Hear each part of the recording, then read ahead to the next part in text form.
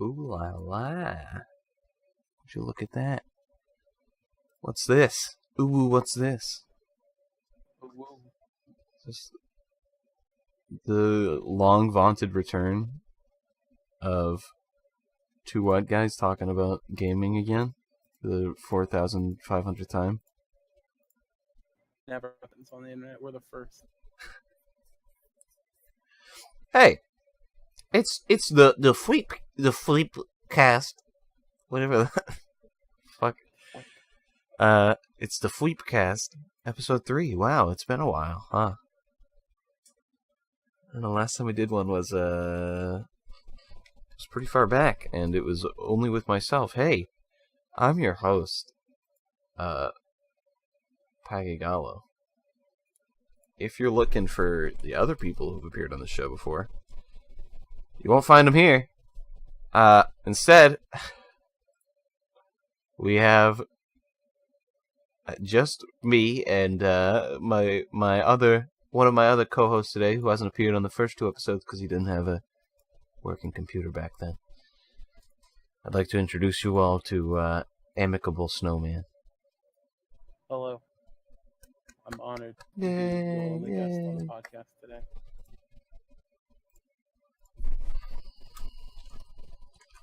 So, we were gonna have one of my other co-hosts here today, but they decided to sleep. Sleep is more important than being on the show, so it's a little unfortunate. But Very important. yeah, it is extremely important to sleep, of course. But as is with tradition, for someone's first time, Babaka, I'm gonna ask you, how did you find the fourth Enclave, Amic? Well, you see, I was looking for my wallet because I had left it in El Segundo, Mm-hmm. and there I met Grin under a bridge. He was humming songs and strumming a guitar made out of sheets. And he was like, "Hey, you like my music?" I'm like, "Yeah, dude, it's fire." And he was like, "You want to start a group?" And I'm like, "Fuck yeah, I want to start a group. Let's do it." Then we was started. Mm-hmm. Mm-hmm.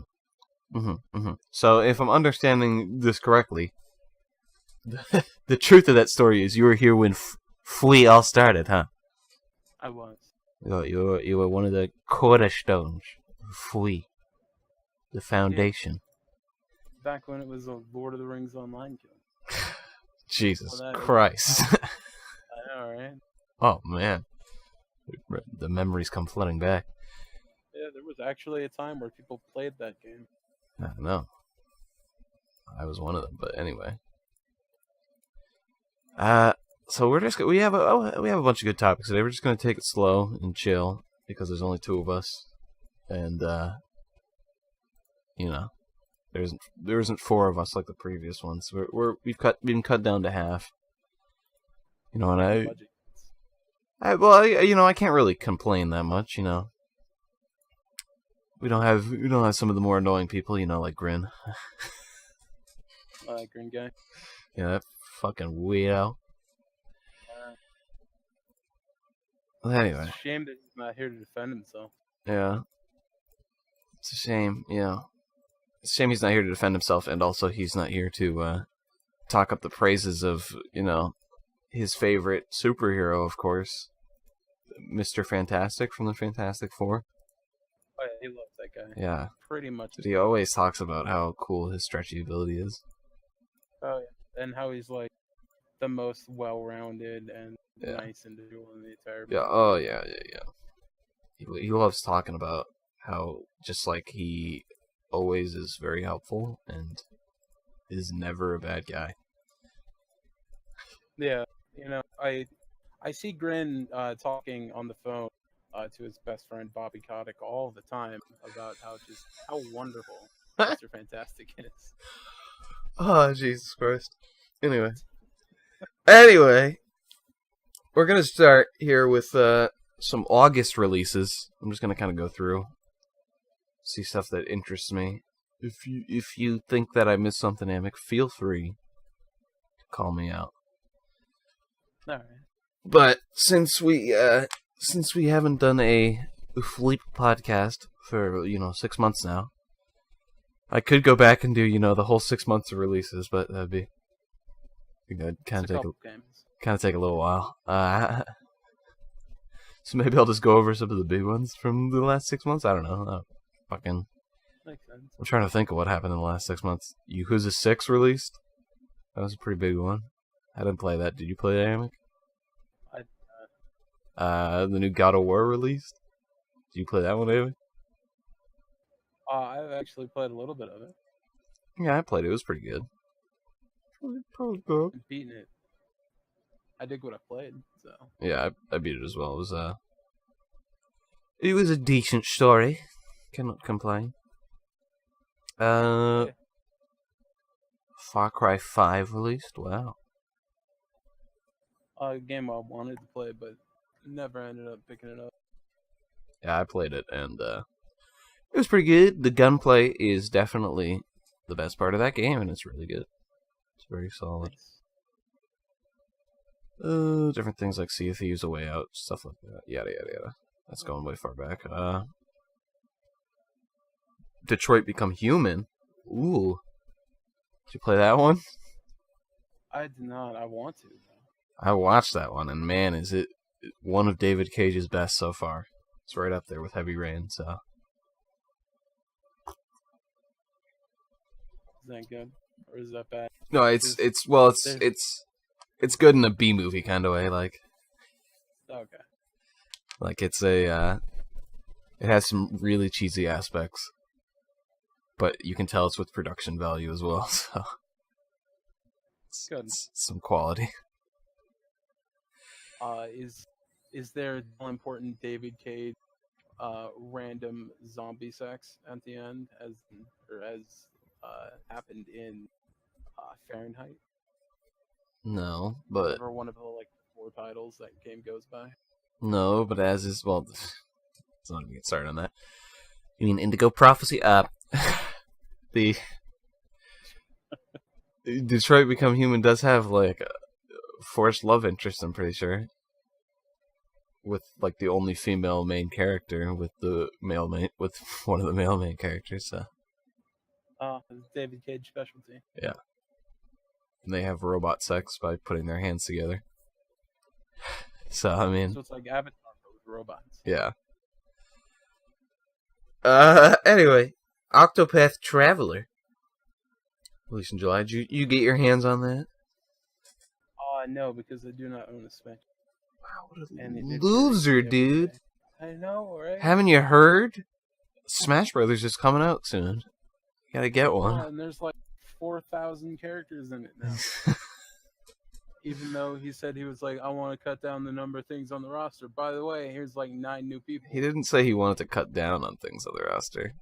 He said, we have everyone from the past games coming into the roster, so don't expect a lot of new characters. Okay. Which was a debate, because he's just releasing a shit ton of characters, and people are like, what the fuck are you doing, Sakurai? So it's how are you doing this? He's just like, haha, I fooled you. Anyway, Octopath Traveler. I've been streaming and it's pretty good so far. I have my problems with it, but I'll get to that in my personal time. Nothing really too much to talk about here. Something that we can maybe talk about later. No Man's Sky Next released. I don't know if you've delved into the world of No Man's Sky again. I haven't played it for a long time, so I have not experienced the next. Yeah, I mean, I have, and I'll give my opinions of it later because I'll bring it up as a topic.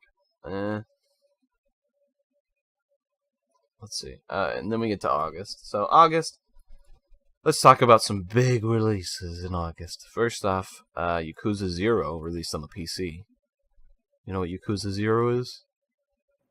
it's the zeroth game in the Yakuza series. Oh, yeah, you're correct. Wow, congrats. It's a prequel to the other Yakuza games, and it released on PS4 earlier this year, and now it's releasing on PC. So there you go. And if you have any opinions about these games, feel free to just speak up at any time. All right. WarioWare Gold, released for the 3DS. The newest in WarioWare. In this game, you get to cut Waluigi's foreskin. So, man. It's a great accomplishment. Pretty much all I've asked for Yeah. in a Wario game. Pretty much. Dead Cells released for all the consoles. And it got its official release on PC as well. So, it's a big thing. Have you played Dead Cells yet? I've not played, but I have watched a lot of people stream it. Yeah, I like it a lot. It has some flaws as well, as most games do, but I've been liking it. I played it back when it first came out in early access, and I have yet to come back to it since its release, so I will probably check it out soon. But anyway, Overcooked 2, the long-vaunted sequel, has released. Did you ever play the first Overcooked? I did not.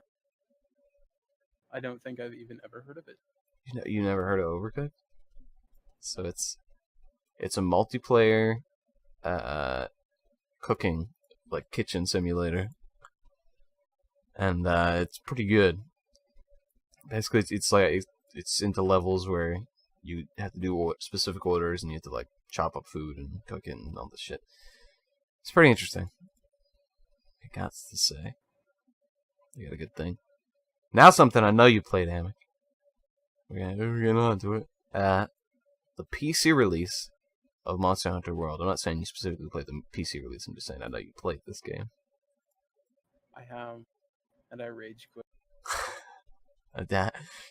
I did too. So, nothing to blame you for it. Well, it's not really rage, but it's just like, I played 60 hours. I'm fine with not playing it again. Yeah, that's basically what happened with me as well.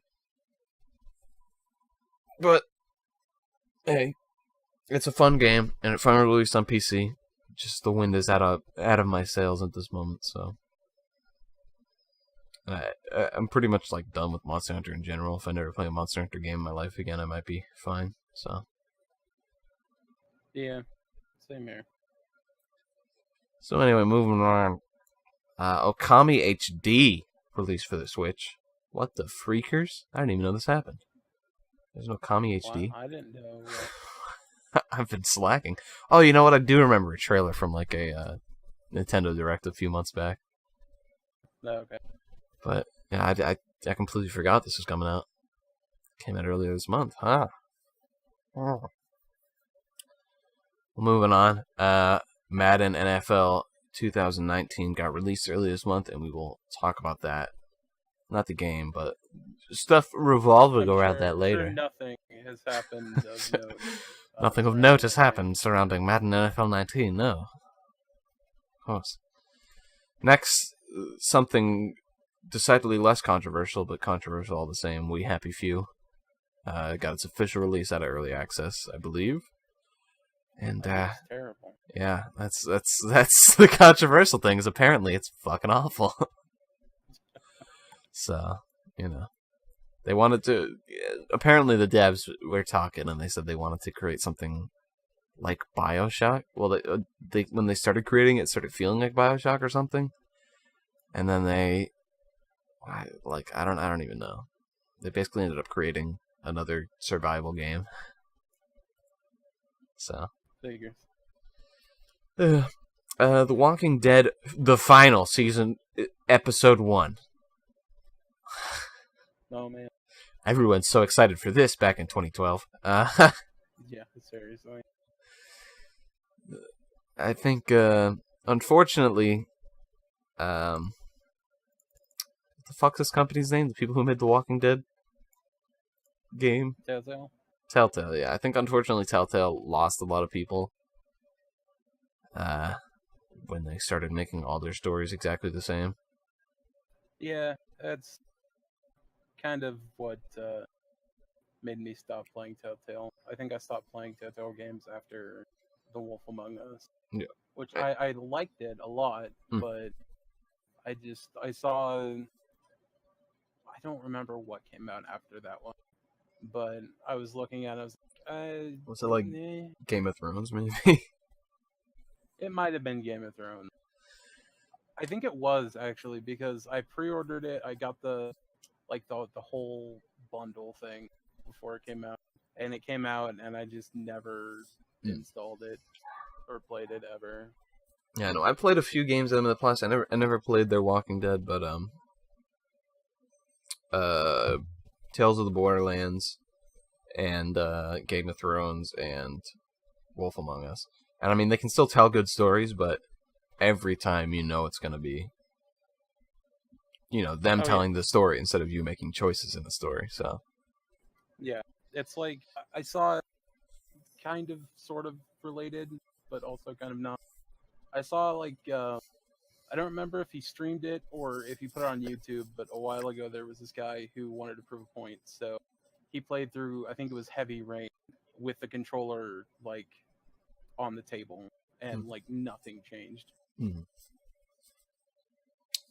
And Telltale games are very similar to that. Yeah. Telltale games are just it's essentially like a railroad, and you're gonna end up at the same destination. You just choose, which path you want to go down. Yeah. So they do not go on. That's fine, and because they're still decent stories, but yeah, they sell it based on oh, you make the choices, and it's like, no, you really don't. Yeah, that's the main problem with it. But anyway, they're releasing the final season of their Walking Dead, where you can find out what happens to Clementine, because everyone still cares about Clementine, right? Apparently. Yeah, I've seen literally no one playing this game. I saw a YouTube video of it, and it had no views, and I'm like, yeah, that sounds about right. Yeah. Telltale's good faith. They were in the they were in the wow, they're the best category for a little bit. But yeah, it was a setup that was interesting. It wasn't. It's kind of what we needed at the time, but then they just never innovated, and it just became the same thing. Especially. And then they released Batman for PS4, and it ran like garbage. I don't know.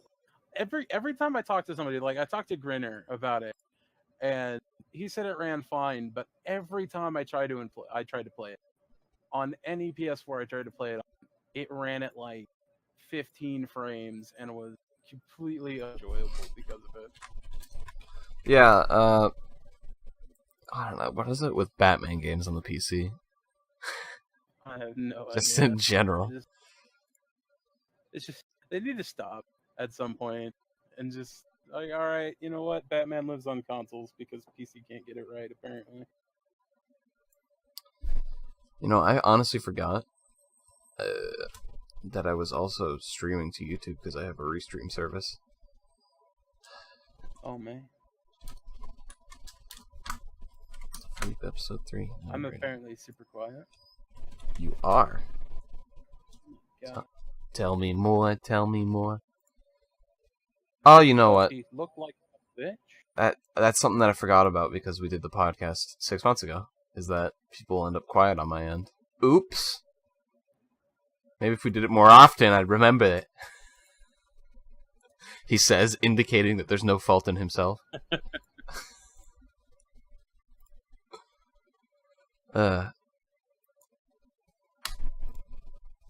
Anyway, let me... All changes saved. Okay. Who said that in the chat? Grin? Yeah. Hey, Grin, are you gonna join the show, buddy? You gonna hop on in?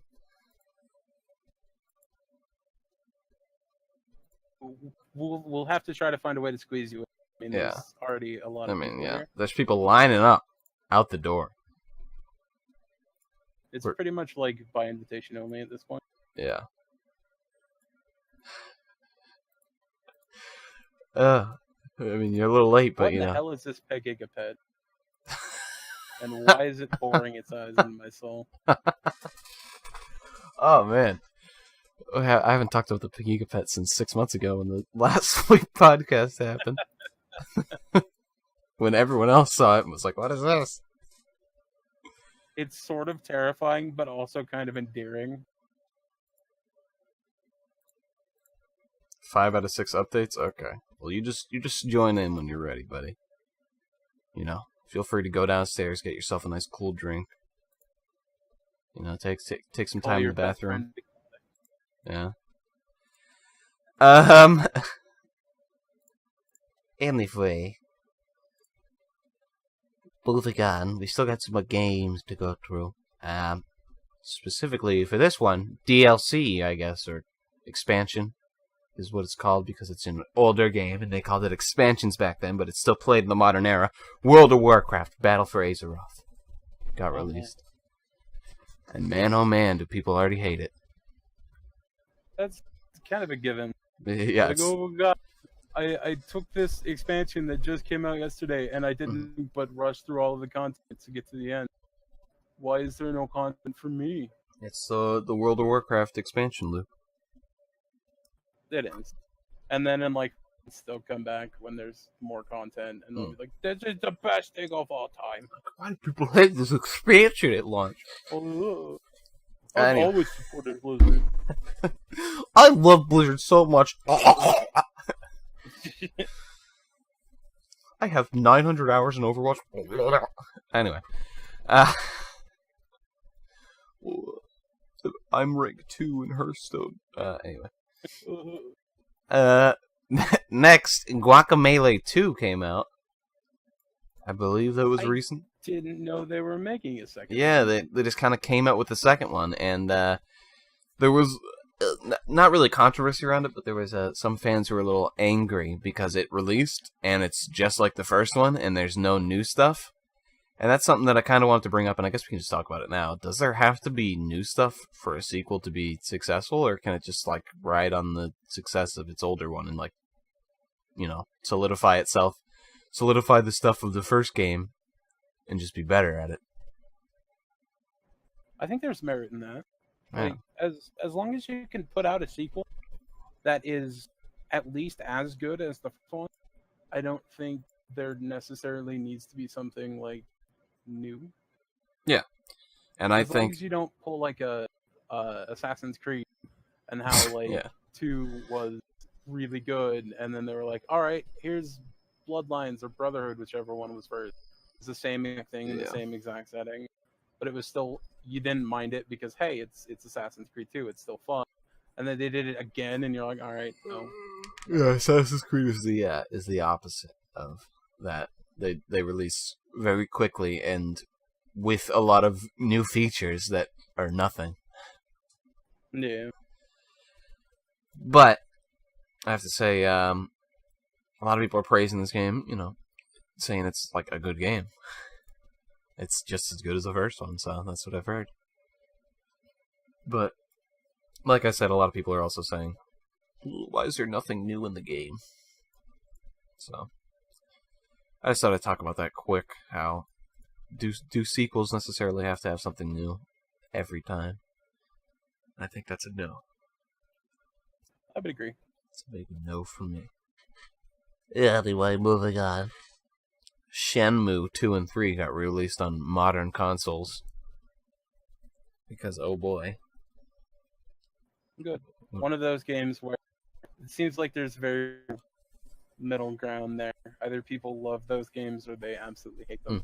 I played the first Shenmue a little bit on the original Dreamcast, and they're interesting games. But I don't know. I'm not like a person that's excited for Shenmue 3. I'm excited for the people that finally get it eventually. So, but that ain't my scene, I guess. I feel you. Anyway, moving on. We got some indie titles. A lot of stuff coming over the Switch from indies, which I'll talk about later when we talk about the Indies Direct. Monster Hunter Generations Ultimate released on the Switch, which we'll talk about this for a second. So, this was a game that was teased before World was even announced, way back when that it was coming out to the Switch. And then World was announced, and people were like, well, is that coming to the Switch or whatever? And Capcom said nothing on Monster Hunter Generations Ultimate, and it was assumed that it was canceled, and that World wasn't also coming to the Switch, so that no Monster Hunter was coming to the Switch. But then earlier this year, they're like, oh yeah, it's still coming to the Switch. So see you there. And so, I don't think a lot of people are playing it, is the thing. Especially since World is out on, everything else. Yeah, at that point, unless you were a diehard Monster fan or Monster Hunter fan, there's really no reason to get other editions of it. Just find the one that you like, and just play that for the rest of the time. Well, I think this is good for the like you said, the diehards, because they were complaining about, World doesn't have a lot of stuff in it, and well, which is bullshit. It does have a lot of stuff, just not as much as other Monster Hunter games, but Yeah, they always compare it to, I don't remember which one, but they always compare it to the one that has had years and years of stuff added to it. Generations, yeah, which is what this is, Generations Ultimate. So so it's just a re-release of that. It's like the Ultimate Edition. Ultimate. It's got everything. Yeah, Generations has over 100 and enemies, and it's like, whoa. They had a lot of time for them to add stuff. It's like the people that look at a new MMO that just came out, and brand new IP, and then they're like, well, it doesn't have as much content as WoW does. It's like, yeah, well, no crap. WoW's been out for 15 years. Yeah, well, I don't know. If you're a big Monster Hunter fan, feel free to grab Generations Ultimate. I played Generations on the 3DS, and it was fun enough, but World has so many ease of access things that I guess I've just been turned into a casual Monster Hunter fan. Have you heard the Monster Hunter pros calling people who played and enjoyed Monster Hunter World casual Monster Hunter fans? Filthy casuals. Yeah. It's like, oh, okay. Guess I'm a casual then. Yeah, because, having some quality of life stuff added to a game is totally making it, too easy. Yeah. It's just whatever. Anyway, talking about releases this week, we have some more indie games from Switch and blah blah blah blah. We got Pro Evolution Soccer 2019. Don't really have anything to talk about there. It's just fucking soccer. Yeah. Yakuza. What's up?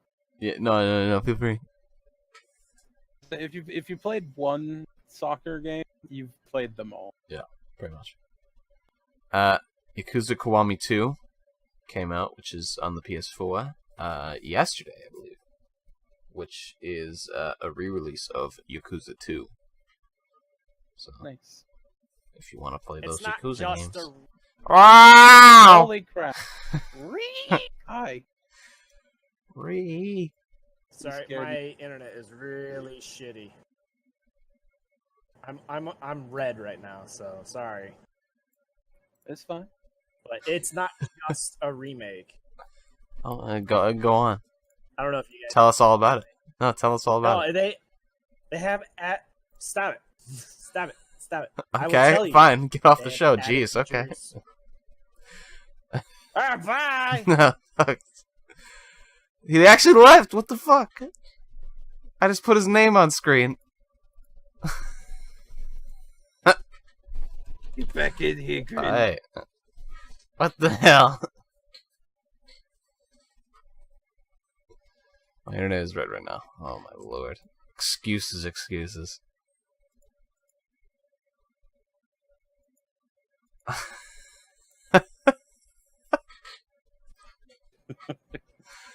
Jesus Christ. Okay. So Yakuza Kiwami 2 is released if you wanna play Yakuza 2. A game called The Messenger released, which is a platformer Ninja Gaiden-esque looking game. Actually, looks kind of interesting. I might pick this up. It came out for PC and the Switch as part of the Nindies stuff that came out for it. Nice. So, yeah. What are we talking about? Oh, good for you to join us again. You gonna stay in this time, buddy? Yeah, I'm still. No, I still have latency issues. I don't know what's going on. We can hear you fine, though, is the thing. Yeah, you're coming through fine. What the hell is this? So, Grin, That's good. were you gonna tell us about Yakuza Kiwami 2, huh? They added like a whole bunch more mini games and stuff that look completely bonkers. Okay. As for the story, it should still be Yakuza 2, but they've added stuff. They've incorporated some of the things that they added or they did in Yakuza 0, which was not a remake. Yeah, because they decided to make a prequel to set up a younger Kiryu. We already talked about Yakuza 0, buddy. Terrible.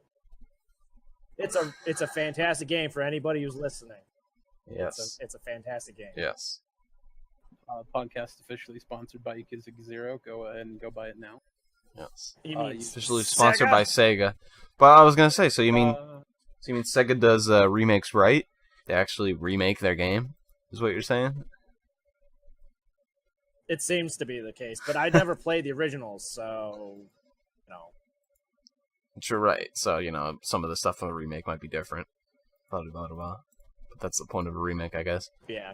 So if you're complaining, you really just barked up the wrong tree. Anyway, another indie game coming out for PC, 2 Point Hospital. It's a crazy indie game apparently about hospital simulation. That's all I gotta say about that.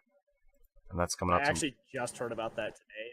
I know no details whatsoever, Yeah, other than people are happy about it because Theme Hospital, I think it was. Like a lot of people loved the crap out of that. Yeah. Well, it's coming out to the PC tomorrow, along with The Messenger, which is coming out to PC and Switch tomorrow, which I talked about. Divinity Original Sin 2 is releasing for PS4 and Xbox One Friday, which is fun for those console people that want to play a CRPG for hours. All two of them. Then we have a new Naruto game. Okay. Sorry, a new Boruto game and Boruto's father. I want it. I was about to say Amica should be all over that, and then you corrected yourself. I was like, oh wait, maybe not. Yeah, it is. It is Naruto to Boruto Shinobi Striker is coming out this Friday. So, it's actually really good. No, Naruto games are actually surprisingly good. Is the thing. They're really so what you're saying is quality. they're better than the anime that they're based off of? Oof. I mean, the anime's still pretty good, I think. I will fight you, but I won't be happy about it. I think the anime's... Because I'm mostly right. Listen, all I'm saying is it wouldn't have gotten this popular if it didn't have some quality. So. Yeah. There's a lot of good in it. Okay, but so... To be fair, there is also I like a lot of the really dumb crap. But there are a lot of really bad characters, too, and some really dumb logic. Listen, that doesn't make the whole show awful. No, but it kind of just drags on with the main character being the worst character I have encountered in the series. Except for in the movie. I actually liked him then, and I feel really bad admitting that. Naruto has his moments. But Boruto, on the other hand... Oh, yeah. Yeah, fuck Boruto.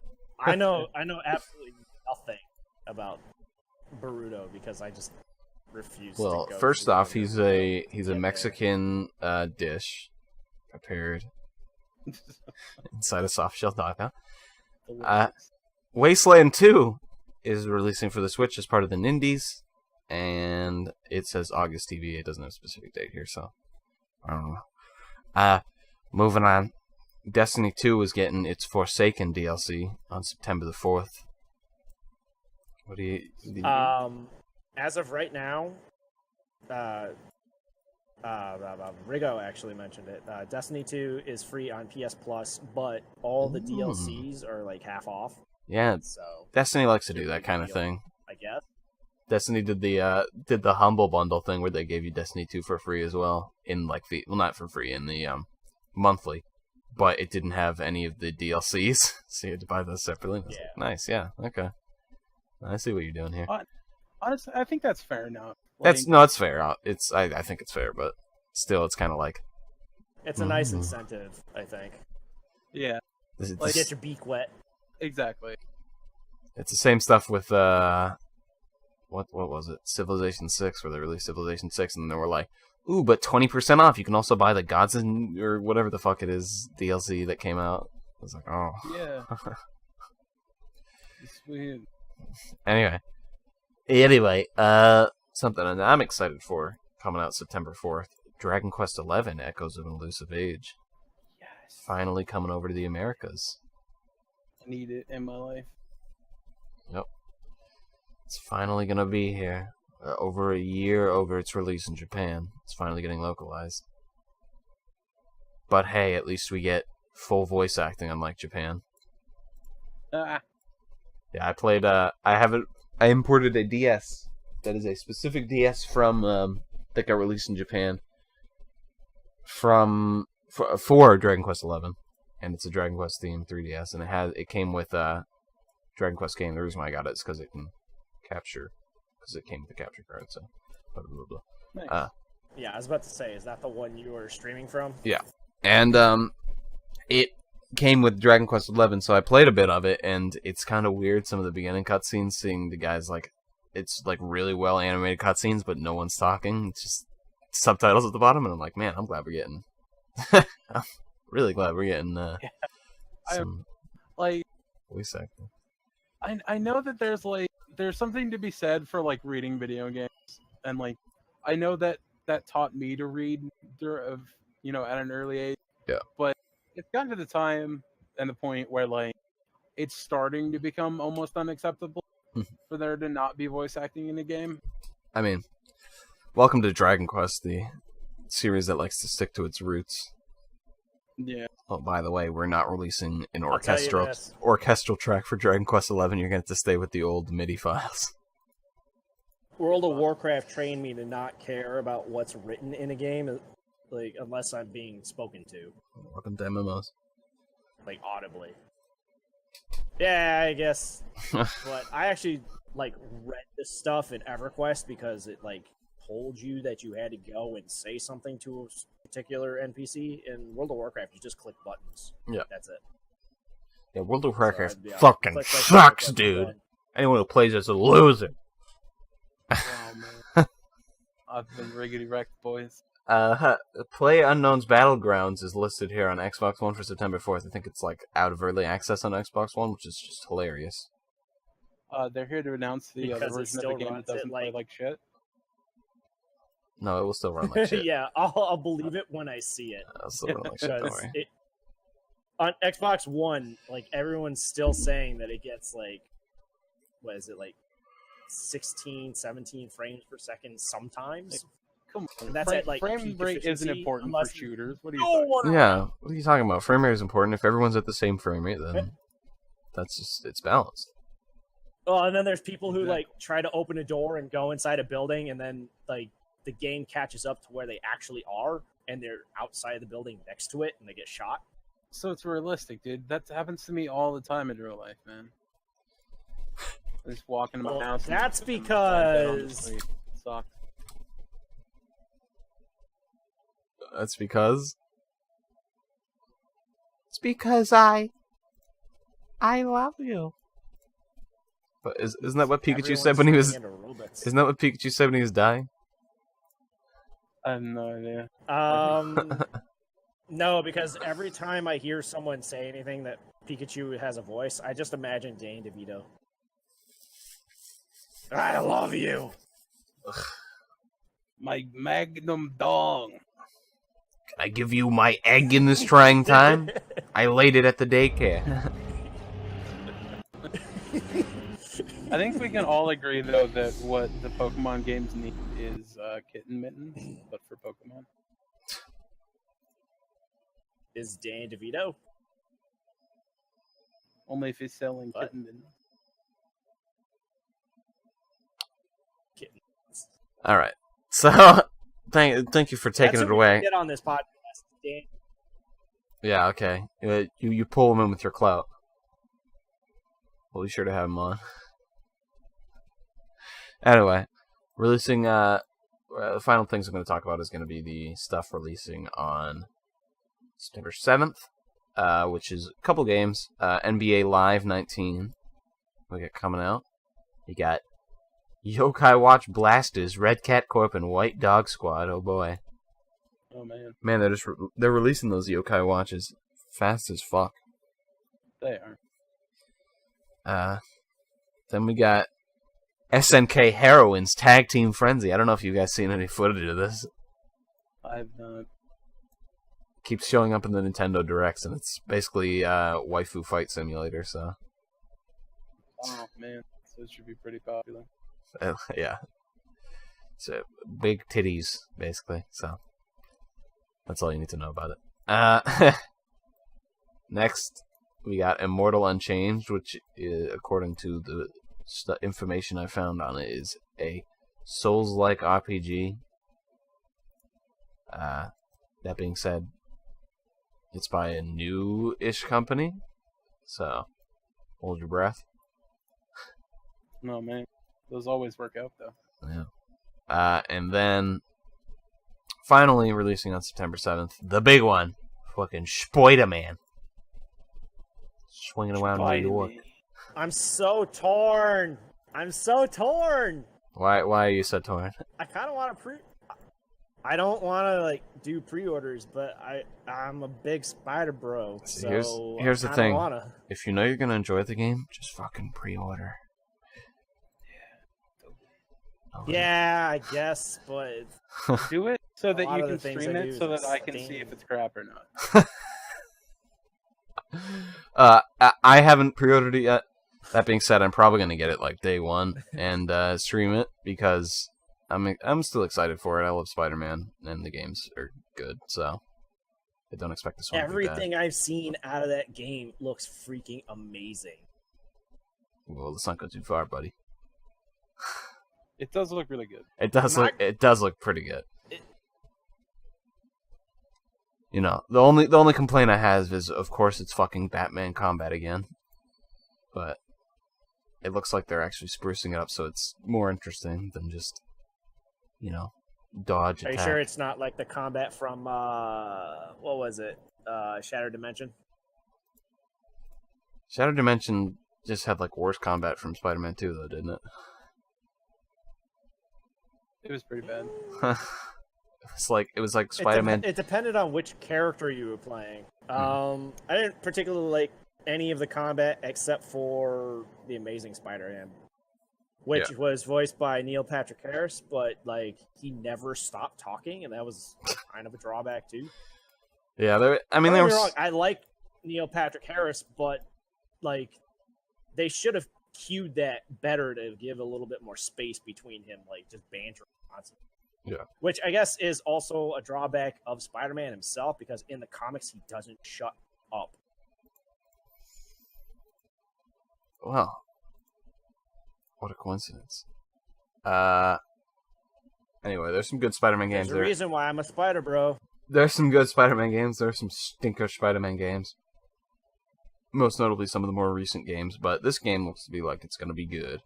My only complaint is really that why the fuck is everyone in a mech suit? Because that's what the people want, right? Why does character design have to just be people in a giant mech suit?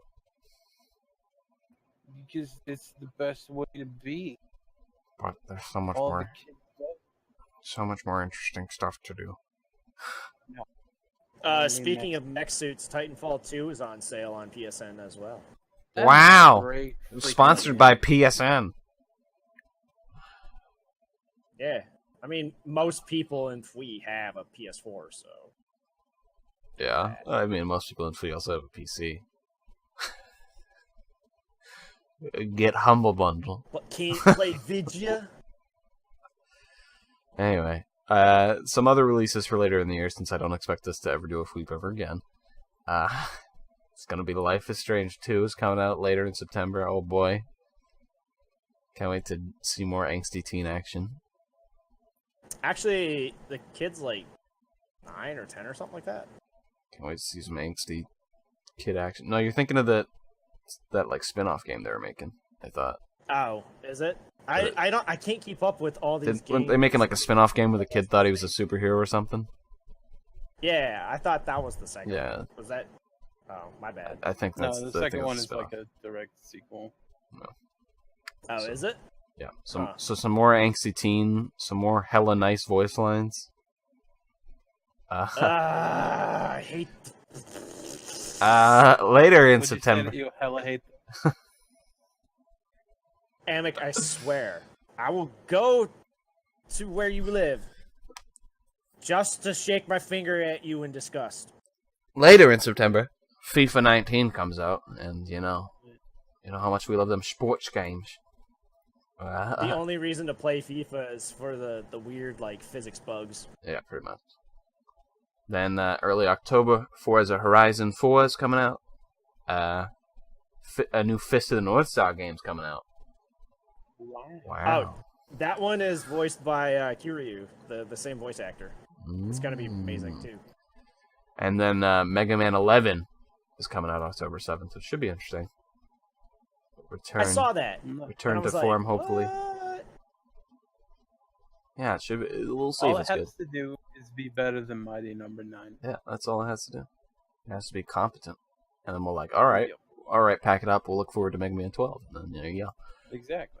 Assassin's Creed Odyssey is coming out October 5th. I'm very excited for that. Actually excited about that. Yeah, I'm very excited for it. Because it's just going to be Origins, but better. They said the reason why they took a long break between whatever the fuck was before Origins and Origins was because they wanted to make a better game. And they said Odyssey, they're not releasing it the year after because they don't think it'll be a better game. They're releasing it the year after because it's actually been worked on by the other studios working on it at the same time. So it just has a little more time put into it instead. So I was like, oh, you know what?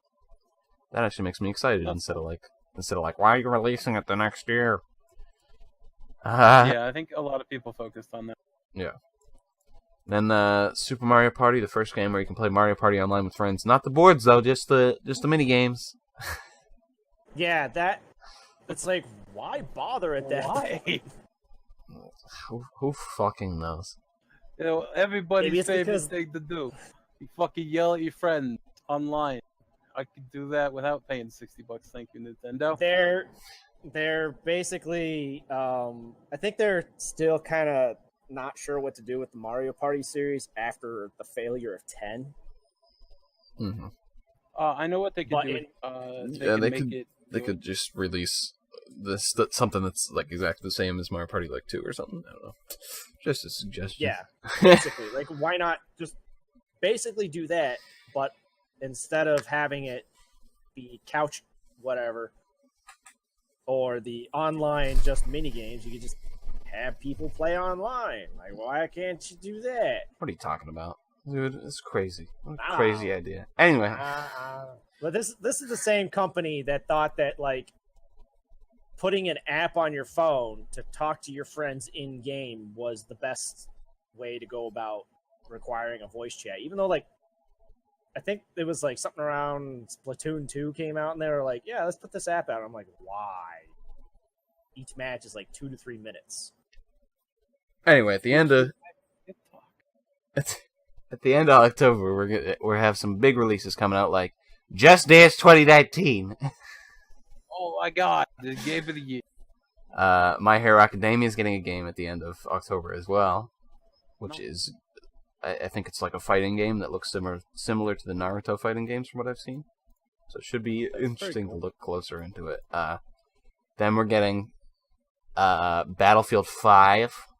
It's coming out late October. Which, Oh man. which I would be getting, but SJW's just ruined it for me. So it's I'll just unfortunate. pick the 4. It's unfortunate, yeah. Soul Calibur 6 is releasing at the end of October. It's a big one. Big boy.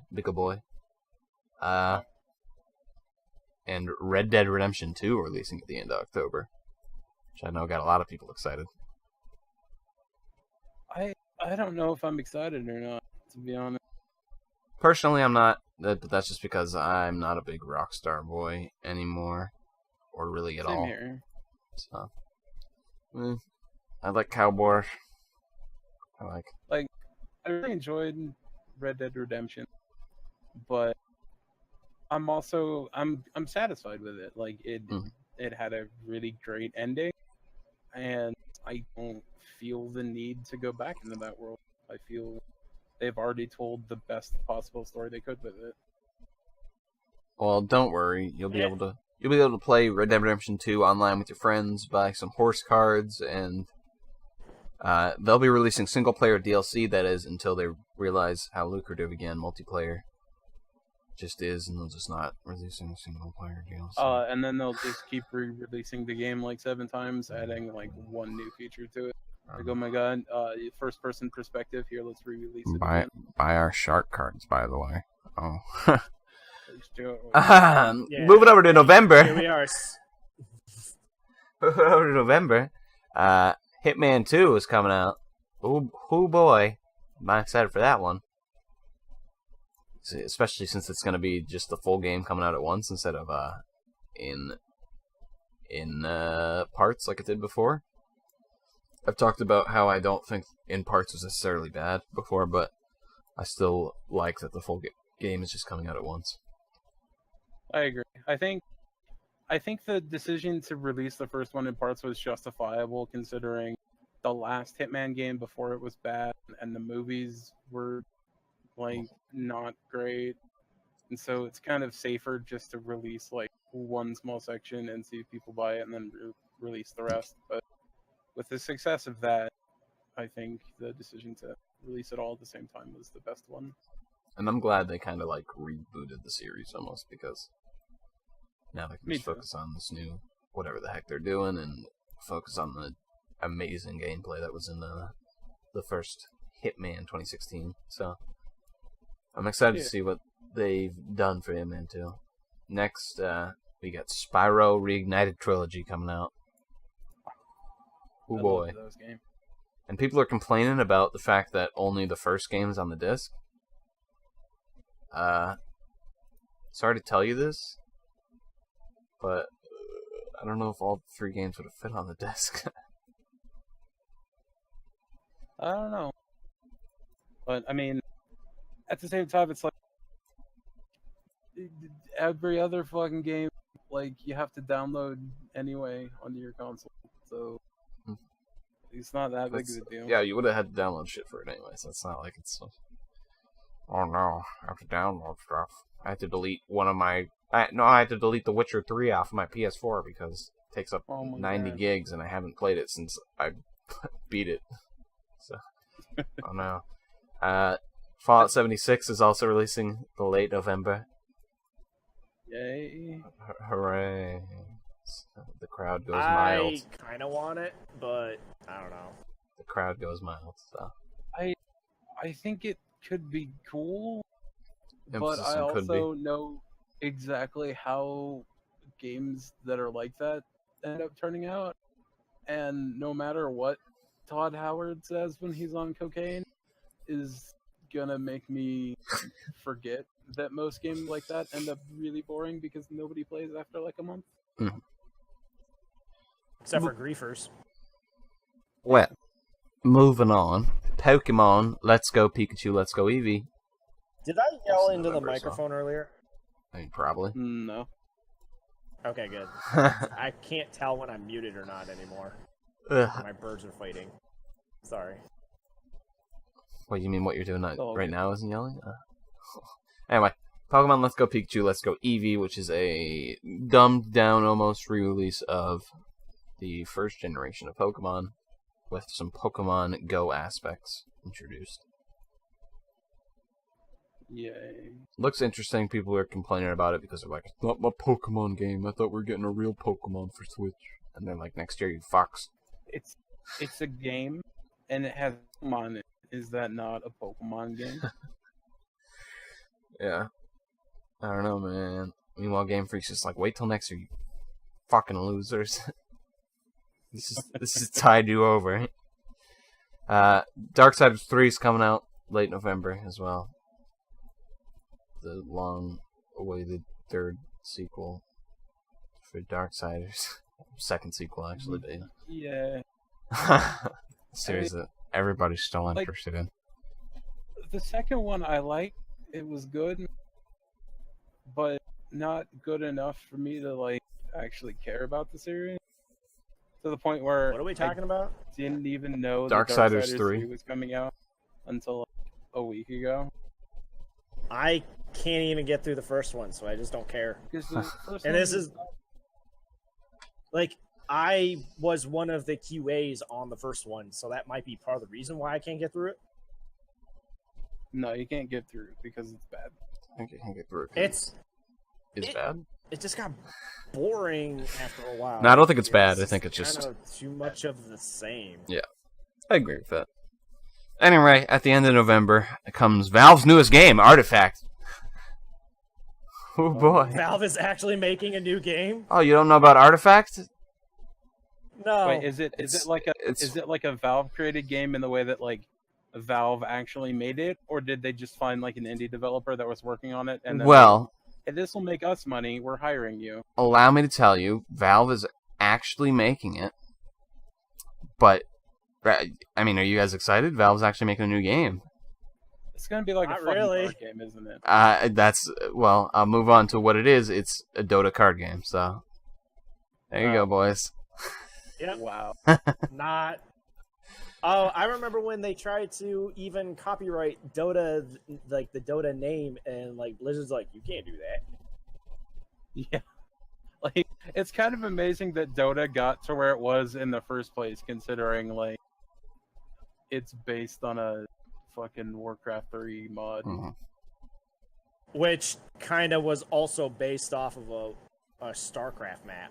Like, I forget the hell it was called before it was Defense of the Ancients, but I always sucked at those ones, to be honest. Yeah, it is being made by Valve, so yeah.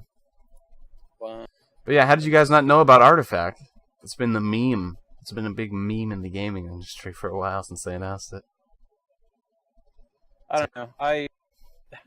I tend to avoid anything Valve related because I just don't care anymore. Yeah, they announced it. I forget where, but everyone was like, everyone saw they announced a new game, and everyone was like, yeah. And then underneath it did like the symbol where it was like the card game, and everyone was like, oh. I don't know where that clip is, but yeah, it was a good clip. Just Cause Hearthstone 2.0. Just Cause 4 is releasing on December 4th. So Nice. I would only play that if Terry Crews is the actual character that you're playing. that's not Just Cause, you Oh yeah, that's Crackdown. I was thinking It's Crackdown. Yeah, Crackdown 3 or 4. I don't know. Three. I never No, played Crackdown. I actually just saw an ad for Just Cause 4 like yesterday, and I was like, wow, that actually looks really cool. Yeah, Just Cause is really good for just putting 20 to 30 hours into mindlessly and destroying stuff, so I'll probably pick it up. And they gave you more of that. Yeah, I like Just Cause 3 enough to 100% it pretty much in my free time, so then we got all the Persona dancing games coming out in December. Oh boy. Yeah. Persona 3, 4, and 5 all coming out in December. Gren's gonna buy all of them and stream them. It's gonna be great. No, I'm not, because What's 1, that? Yeah, I you are. am terrible at music rhythm, and 3, I'm a cripple. So, like, Which the is why you VR get all stuff with the that views. doesn't seem... Only if I actually set up a webcam for this. And Why would you not? That- It's gonna bring you so much money on the Twitch. watch $5 a cripple guy easy. fall over Yes. and hopefully Work. not whack a flying bird.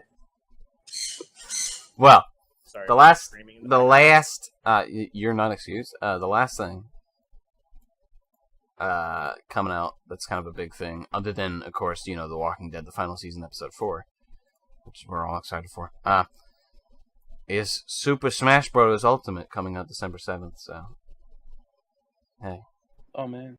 I got a big old boner for that. Anybody else? If I had a Switch, maybe. It's looking really good. That's all I can really say on the matter. Because I say enough stuff in my personal streams that I don't need to say anything on this.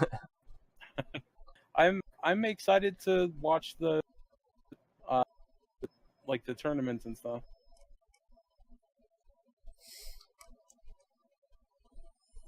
Yeah, I'm excited to finally see maybe the scene become better. I mean, I watched a lot of the Smash 4 scene and cough cough Bayonetta's cancer, cough cough something. Anyway, so that's the game releases. You forgot the most important one, which is the 25th anniversary release of Night Trap for the Nintendo I skipped that. I skipped that entirely. I looked at it and I was like, I'm not fucking gonna talk about that. You crazy? But it's Night Trap. Yeah, there's Night Trap. Oh boy. There's nothing to say about Night Trap. I just don't get why it's coming to the Switch.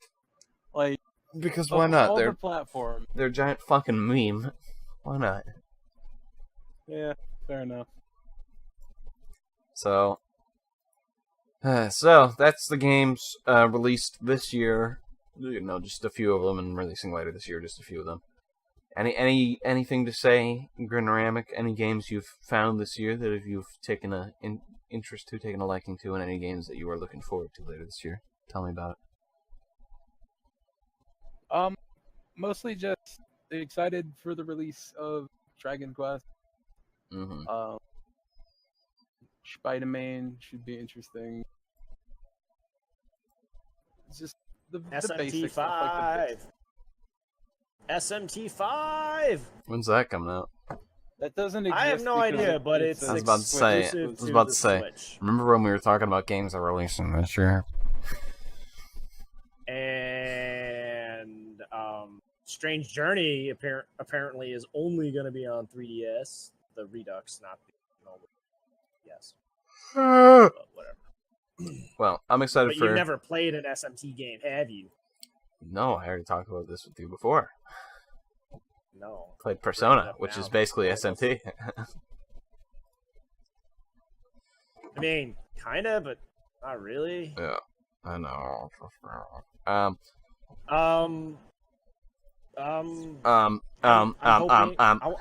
just want to get this out. I really hope that Nintendo puts out a new Nintendogs.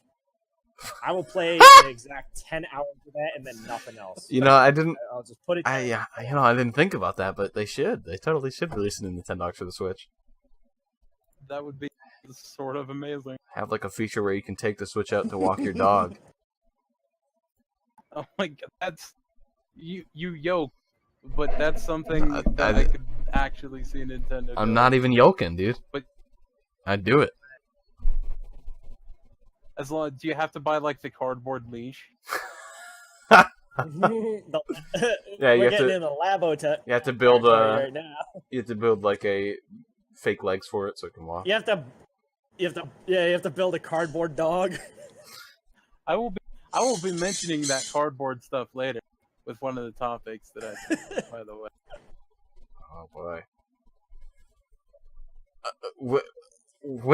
Okay, we'll get into the topics in a second. Anyway, I'm excited for Dragon Quest, of course, later this year. Spider-Man probably, and Smash Brothers. So those are my big three coming out later this year. That make my pee-pee hard in anticipation. So.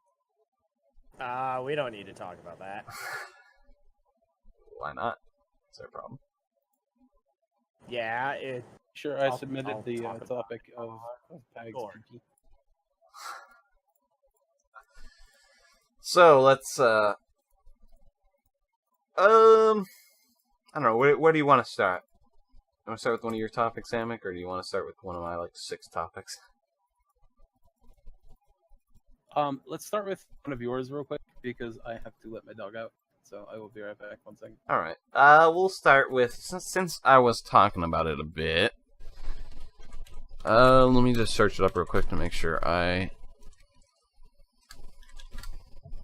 got the stuff correct. Nintendo they did a Nindies showcase where they showed off all these games they released and all these indie games they're releasing on the Switch. Let me list them for you. We got some good ones in here. So, released already, Into the Breach. Good game, made by the people who made FTL. Kind of like semi-same gameplay, I believe. And that's already out on PC, so you can try that out. It's pretty good. The Messenger, we talked about that earlier. I'm actually interested. I might actually buy this for Switch. Hyper Light Drifter's releasing later in September with 60 FPS. And that game, if you don't know it, it looks amazing. And with 60 FPS, it's going to look even better. I think there was a big controversy that it wasn't 60 FPS on PC, but I think they brought 60 FPS to PC. But anyway, Bastion is coming to Switch, which is a little weird considering Transistor's also coming to Switch later. They're putting both their games on there, I guess. It's just kind of weird since Bastion's 2012, I think, or 2011. Bastion's old as fuck now, so. But it's good to see some love for it. Wasteland 2 Director's Cut is coming September as well. Undertale is coming to the Switch. Of course, we already knew about that. Good game. Bad fan base, etc., etc. Light Fingers, have no idea what the fuck that is. It's coming out in September. And Towerfall is the last thing coming out in September for the Nindies. Which is another great choice, I think, for the Switch. I think Towerfall will fit right in there. October, we got a game called Zarvot. No idea what that is. I got Super Brothers Sword and Sorcery EP, which is... I thought I knew what this is, but I guess not. Yeah, I have no idea what that is. Jackbox Party Pack 5, which is the newest in the Jackbox Party Packs. I believe it's coming out at the same time for PC as it is for the Switch. So, that's going to be an interesting game. Jackbox games are always fun. Bullet Age, Levelhead, Transistor, Desert Child, Dragon Marked for Death, and Treasure Stack. But that's all the releases for 2018, and then they have a few announced for 2019.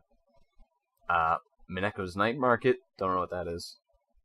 Samurai Gun 2, do know what that is. Looks kind of interesting. The character model's a little too pixelated, but it's a personal complaint. The World Next Door. But retro. The World Next Door looks kind of interesting. King of the Hat, not sure what that is. And then Untitled Goose Game, which is a game where you play as a goose that disrupts a town because you're an asshole goose. So, looks kind of interesting. Entertaining and factual. So those are all the Nindies. Yeah, and those are all coming out to Switch, and I think that is a massive lineup for the next few months. And it's all decent games or new games, so yeah, looks to be good. If I'm buying any of them for the Switch, it'll probably be The Messenger, maybe Hyper Light Drifter, because I never bought Hyper Light Drifter for PC. When is the next Shadowrun game coming out for Switch? Shadowrun? Excuse me? That's a trick. Well, this Friday at Excuse me? /Emperor Grinner.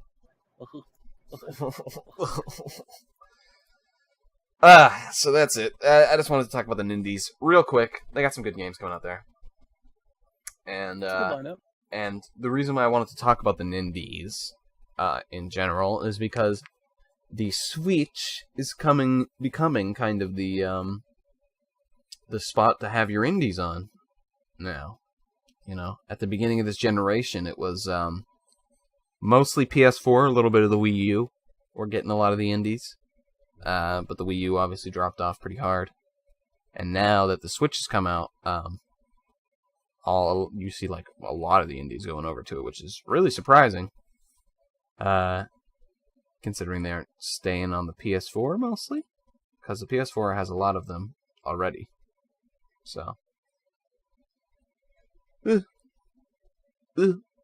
anybody got any comments on this? I don't know. It's kind of nice to see indies come out on another platform, but selfishly, it annoys me because they're coming out on a platform that I don't have. I get that.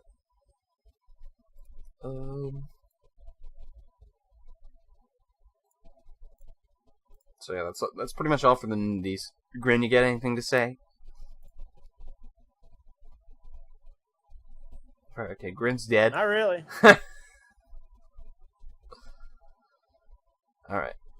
Next we're gonna talk about genital health. I approve.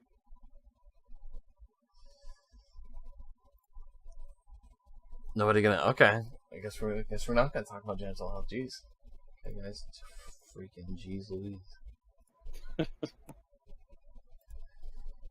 Grin isn't talking because he's currently flying to both of our houses to slap us in the face with a fish. Well, I actually did that to a kid once. Speaking of So, Nintendo and yeah. Nintendo's great practices, let's move on to one of Nintendo's questionable practices and talk about them targeting ROMs again and emulators and all that fun stuff. And they've been going around shutting down some sites, and it's done so much in the ROM world that it has caused Emu Paradise to shut their doors. Not entirely. They still have a repository where they basically keep track of old games so that people don't forget them entirely, but they now don't lend out emulators or ROMs pretty much at all. So it's a little depressing. It is. I mean, unless Nintendo is going to actually open up their entire catalog to current systems, I think that's a bit of a bad step. It is.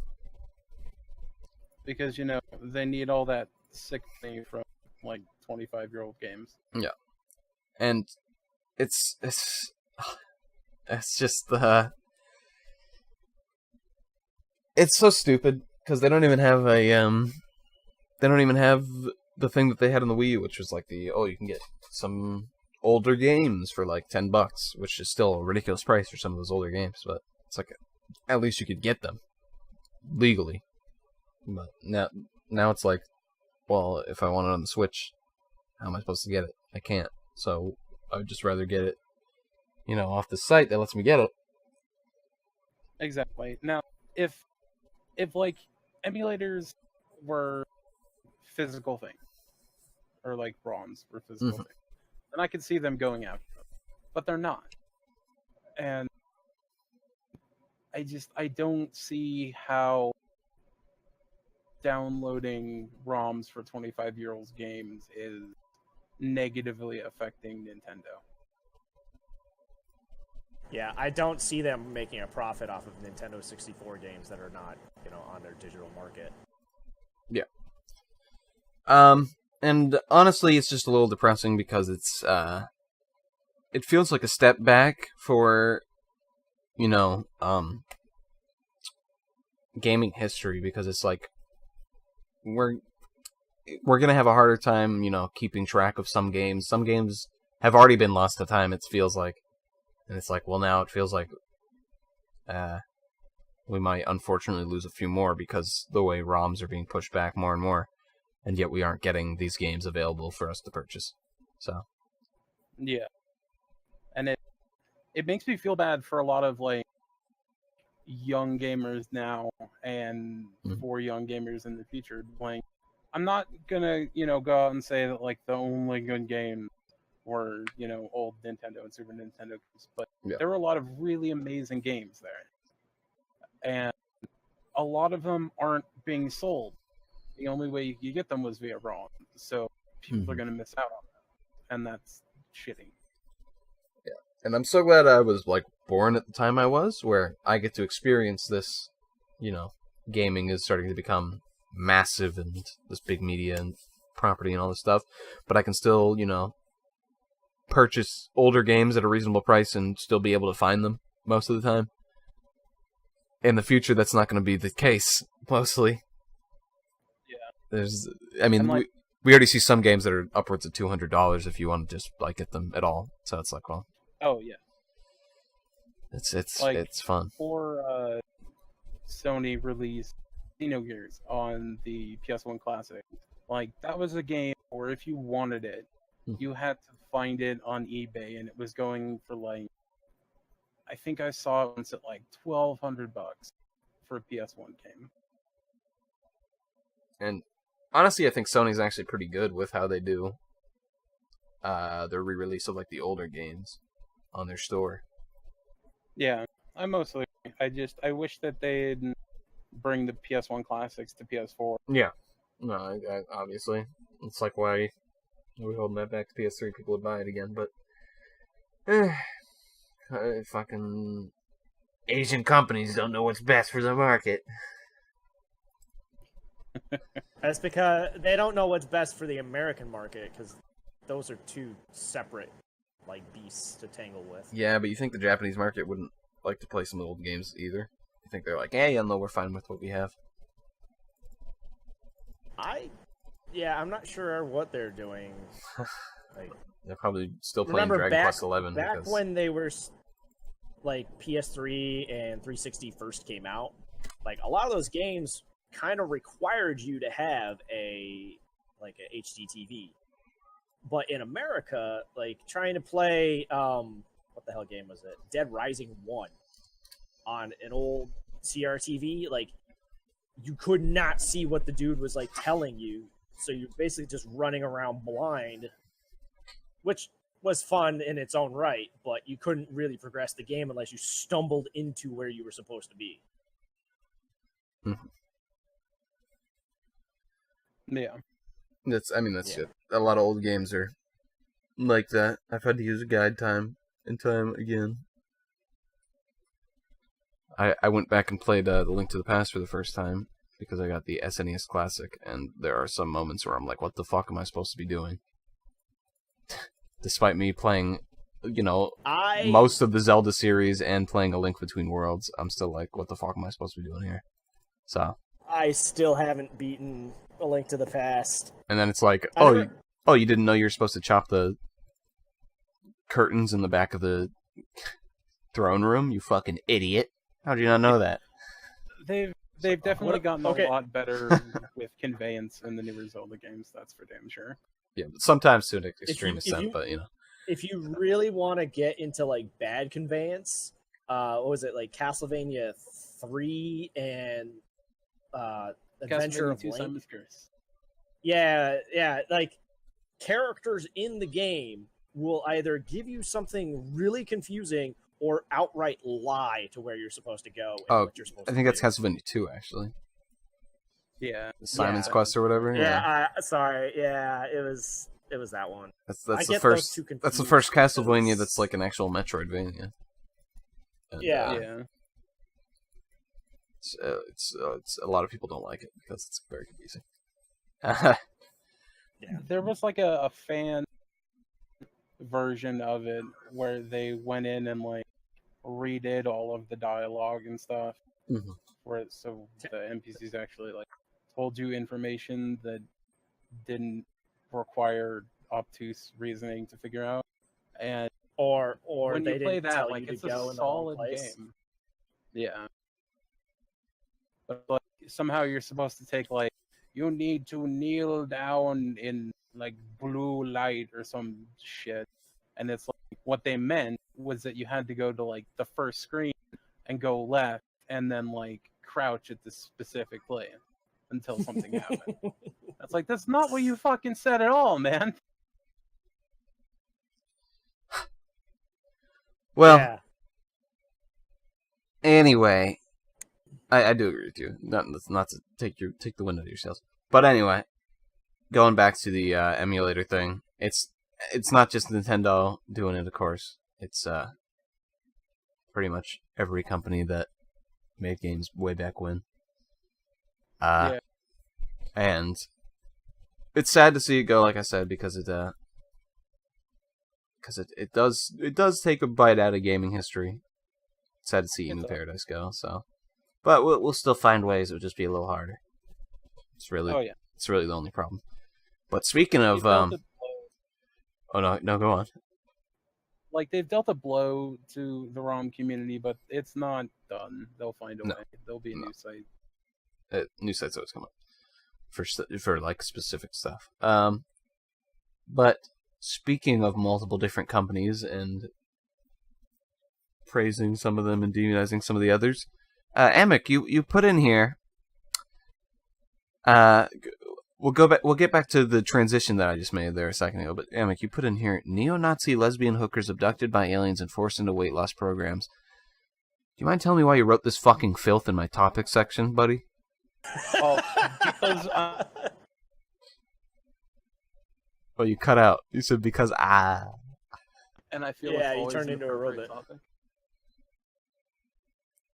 It's because I'm so passionate about this topic. Oh, okay. And that it's a UHF reference. Okay. Well, I'll get to the real topic that you actually put here. How people love praising specific game devs and demonizing others despite them being the same or worse. You mind providing some examples? Because I can think of a few in my head, but no. Oh yes, video game industry double standard. Mm-hmm. The one that I love is, it's not a direct double standard, but it also sort of is the Nintendo thing with the cardboard stuff. And how everyone's all like, oh, that's kind of a neat idea. That's good for kids. Can you imagine the riots in the streets if, like, EA released something like that? Or, like, Activision? Well, I feel like they're not really, I don't know, not really a game company geared towards kid stuff, I guess. So maybe I could see people being upset about that more than the other thing. But I get that, but at the same time, like, it's still overpriced, sponsored cardboard. Okay. No, So I agree I with want to that. clarify. It's not just cardboard, although that is part of the product that you're paying for. There are, like, in the base Labo thing, there's a bunch of games pre-built into the doodad. And that's part of the price you're paying as well. But yeah, you are paying like an extra $20 or so for cardboard. So, And it's like, if the thing is, like, with Nintendo, people will bring up the fact that it comes with other stuff. But if it was a different company, like, they would never bring that up, even if somebody else did. It would just be about, oh, they're selling cardboard. There's still a huge backlash against Nintendo with this, but it's like, you get the game, it's bundled with a bunch of cardboard, sure, it's overpriced, blah blah blah, and it is geared towards kids. However, if it were cheaper, I would be tempted to actually get this and just, like, goof off. Yeah, no, if it was cheaper, I'd sure. probably get it. Yeah, but Like, I don't think it's a bad idea. It bugs me that it's okay and really great idea for Nintendo, but I see it and just the back of my mind is like, yeah, but if it was somebody else, they'd be getting hate for it. see, the thing I was thinking of with praising specific game devs and demonizing others is kind of the parallels that have been drawn recently, by a lot of people, between, like, EA and CD Projekt Red, which we'll talk about CD Projekt Red more a little later, but this specifically is like, everyone praises CD Projekt Red for their great games, one great game, and how they're, making new Cyberpunk, which does look great, and which is what we're going to talk about later. But at the same time, they shit on EA, despite them having some pretty similar practices and some Whoa, pretty. whoa. Come on. EA pushing out like a loot box like frenzy with some of their stuff, and then you're comparing that to CD Projekt. Battlefront never had Red loot boxes. Sorry to tell you this. Not the first one. No, Battlefront 2 didn't have the loot boxes yet. They were going to do it, but then they saw the backlash and were like, okay, we're not going to do it. They stopped themselves because they saw the backlash. So, it's not like they're the worst company in the world. Which, like, in their customer relations, they are treated as the worst customer in the world by a lot of people. And, for good merits, they do some shitty stuff. That being said, they're not the worst company in the world like a lot of people think they are. In fact, they're actually in the gaming industry, despite them having this penchant to close down studios, they actually do have one of the best like in-company track records for having systems to pay their workers and to like support their workers in times of need and shit like that. So they're actually one of the best in-house companies, except for the fact that they shut down some of their studios, which is obviously a fucking horrible thing.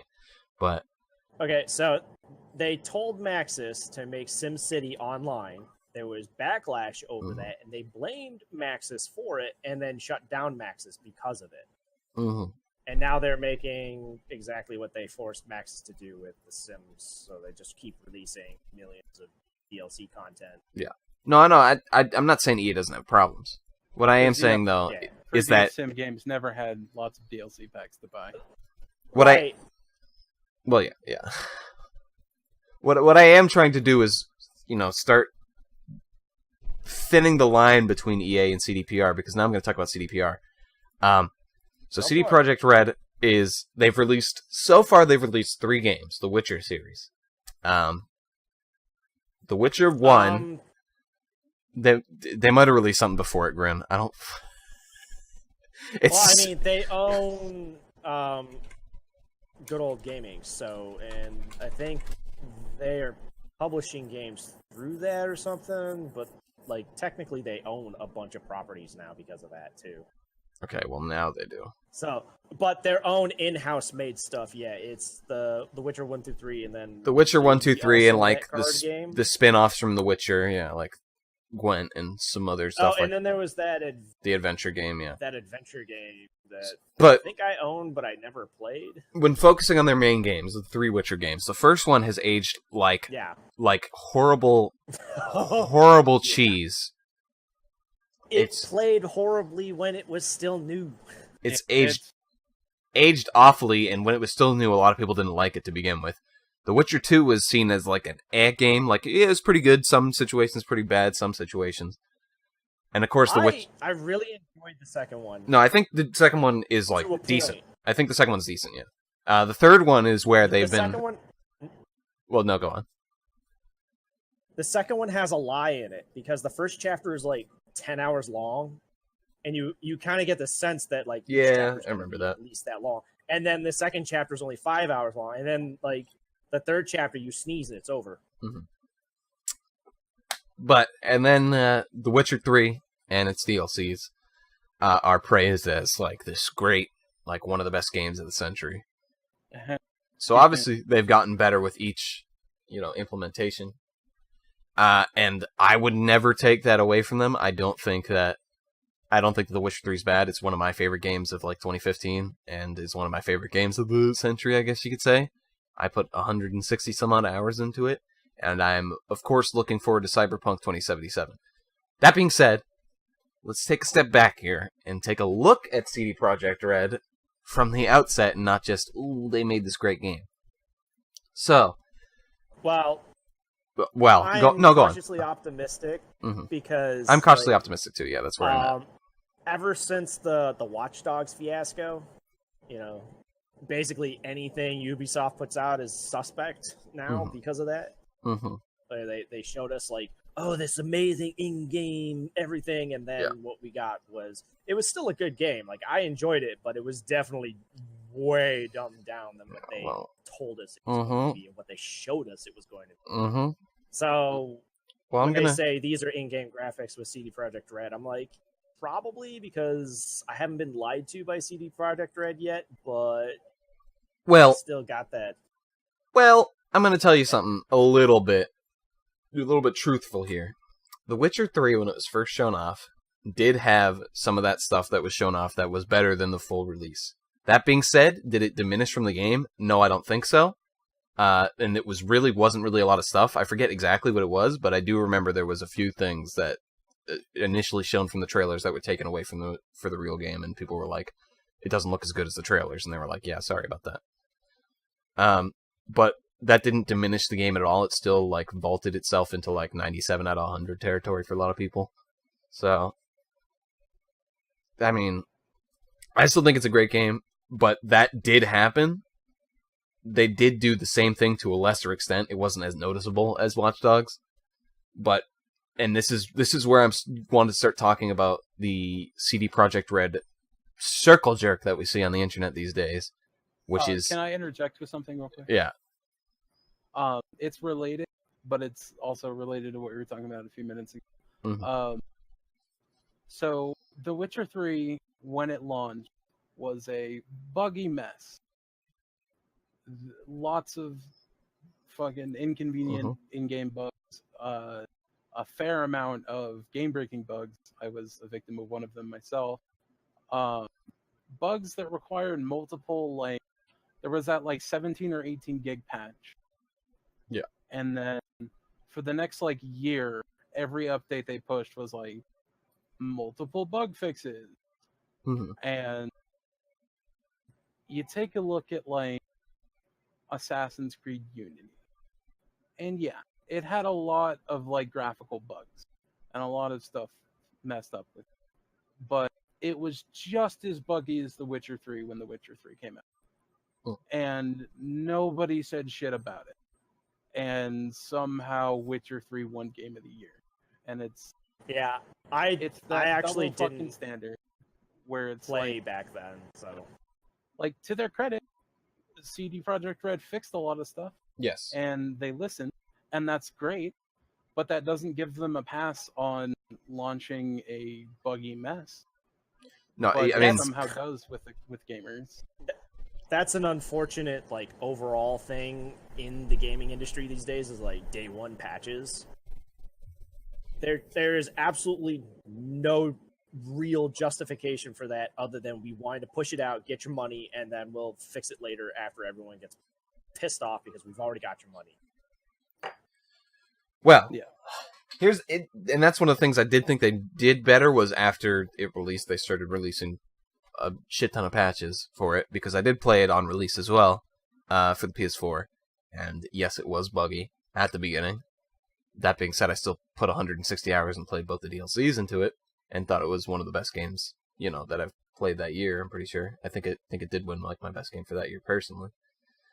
But it did have those problems, and going back to what I was talking about before, for the interrupted bionic. No, you brought up a good point, obviously. Going back to what I was talking about before, wow, I gave myself that whole time to trash talk Amic so I could think about what I was talking about before, and I still couldn't think about it.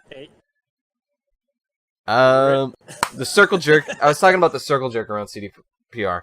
I do think they did a lot of good things with the game, like fixing the bugs, like we talked about, and releasing a lot of free DLC for it early on. Some really neat stuff that they did, and I think that they should be praised for that kind of stuff. That being said, I do think, like I said, we should take a step back and we should look through the lens at their company as a whole. There are a few things that they do have that are a little sus. So first off, I want to talk about the fact that they don't really have good worker relationship in their company, and this is apparently something that is very frequent in European game developer companies I've heard around is that they don't have as good worker benefits as like American companies. So I don't know how Which true is weird that is. because the EU is way more strict on stuff than American. Yeah, I don't know. Like I said, I don't know how true that is, but I've heard it, and there have been multiple reports from people who have quit CDPR and stuff like that about how their company is like abusive and doesn't pay them correctly and yada yada yada. There hasn't been stuff recently, so I think they've kind of been trying to iron it out, of course, on the inside. But they've either done a good job of fixing it or stifling it. Yeah, but I still think it was a problem that was there, whether or not it's not there anymore. Yeah, and it was definitely. I heard a little bit about some stuff of that. A little bit of allegations of sexual harassment, but there wasn't like it was like a 5-minute conversation that I heard, and that was it. Like in terms of how long the scrutiny of such an allegation went on, it's like in terms of internet like attention span, it was 5 minutes. I'm not saying like I heard a conversation from them that was 5 minutes. Yeah, and it was definitely. I mean, it's always awful to hear shit like that happening. But yeah, absolutely. That was something that I feel like got completely glossed over by the gamers at large, liking CDPR, and nobody talked about it. Everyone's just like CDPR is one of the greatest companies of all time, and it's like they've made one great game. Yeah, calm down. A lot of the issues that CD Projekt Red their claim to fame is that they're a small studio that makes these big games, and that's great. And The Witcher 3, for all that I find wrong with it, I see why people love it, but we can't use the excuse for them. The common excuse for them is that they're the small developer, and they can't use that excuse anymore. Like, they themselves stopped using went out the window. window. Oh yeah, they did, but the gaming they have like gamers yeah. Recently, they said they have like gamers. 400 employees, and I'm like, that is a big ass gaming company now. Yeah. Holy crap! And with the amount of money they have, like, I think the small developer excuse in terms of like how much money they can spend on a game went out the window with 2, because 2 sold really well. Yeah, I do think that's true as well. And like praising game developers that you love is great. You gotta praise the good, but you also can't ignore the bad shit they do. And you definitely can't give a company that has made all of the dollars, like CDPR did with Witcher 3, you can't give them the excuse that they're a small developer anymore, because they're not. Mm-hmm.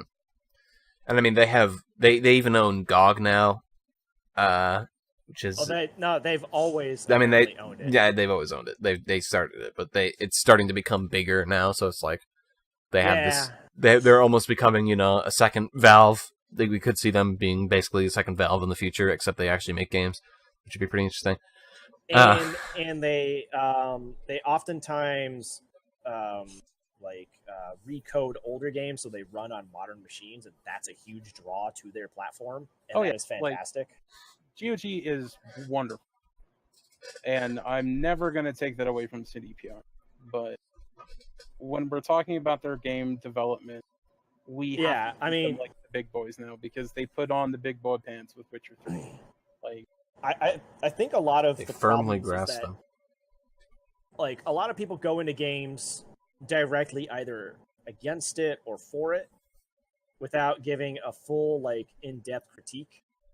Like, I love Witcher 3, but I have a lot of dislike for it while I'm playing it, which is why I didn't finish my second playthrough. Like, I love interacting with characters and stuff like that, and I started figuring out how to play the card game, but then the combat is just... Oh, you mean you don't like the combat? I did not the amazing combat? where if you talk shit about it, people will come to defend it from miles away. I'm surprised your chat is not flooded with like people hating on me because I didn't point that out. The Like, fucking awful combat. Listen, I like The Witcher. I can handle the combat in it. It's fucking god awful. That's the worst thing about The Witcher 3 is the combat. I actually like the combat in the first game, which is like the weirdest thing about it. But that's probably because like the mechanics are less they knew what brutal. they were doing. I just think the combat in The Witcher 3 had some good systems, which obviously worked around the combat well. The combat in and of itself, though, was built on the cornerstone of just ass. So I basically just worked on cheesing every fight as much as I could. yeah, no, that's all you have to do is like, oh, what are they weak to? Obviously, that's like part of the game. It's like, oh, I gotta find out what they're weak to, and how. But then it's like, okay, so they're weak to this oil, so I'll put it on my sword, and then I'll spam this, and then use this action so that I can hold them in place so they're slow, and then I can just spam my attack at them 7 times and run away. Yeah. It's like every time a defender of the combat, I say the combat makes the game unplayable for me. And obviously that's not the case for everybody. But their comeback to me is like, oh, well, you're just not doing combat right. You got to do this and this and this. And I'm like, you're exploiting the system and making it so that the enemy either can attack you or you kill it before it can. Like, that doesn't mean it's a good combat system. That means there are ways to cheese the bad combat system. Yeah. The way combat looks, what they presented in Cyberpunk, looks pretty cool, but there are definite ways to cheese it. Like, you slow down time, you zip behind enemies, and then you blow their legs off, like, in one shot. Now, I think that's, like, that gameplay that they showed us is probably an oversimplification. Yeah. No, they said they were going through, like, an early game thing with, like, way ahead of the level, so... Yeah, so... But, and that's another worry, is it's their first FPS game, first shooting game, but the combat looks fine. It doesn't look like it's awful, like The Witcher. No, yeah, it looks really neat in that it uses like the gadgets, like the implants and stuff, but also it has like some fast pace to it that could overwhelm some people. But then you just take a drug and then everything slows down. It's like, there you go. Yeah. And I didn't bring up CDPR to basically say they fucking suck, because I don't think they do. I think they're a pretty good company right now, and I'm excited to see where Cyberpunk 2077 goes. I'll probably end up getting it and spending 160 hours again in another one of their games.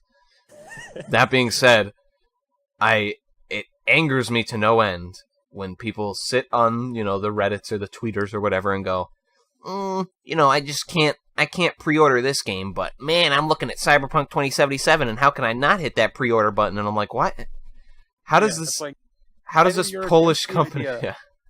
Either, that's the thing, like, if you're going to criticize something in the gaming industry, you have to be willing to criticize that thing with everybody in the gaming industry. You have to apply it universally. Yeah, first off, I don't even have a problem with pre-orders. I do it all the time. I have 3 games pre-ordered right now. So the thing is, it's like I can understand people being mad at pre-orders, but you have to apply it to everything. You can't be like, well, I'll ruin my ideals for this game that it looks really good. and then bitch about it. Yeah. It's like, no. Because when you do that, it makes your opinion less viable. Because you're undercutting yourself by being a hypocrite. Mm-hmm.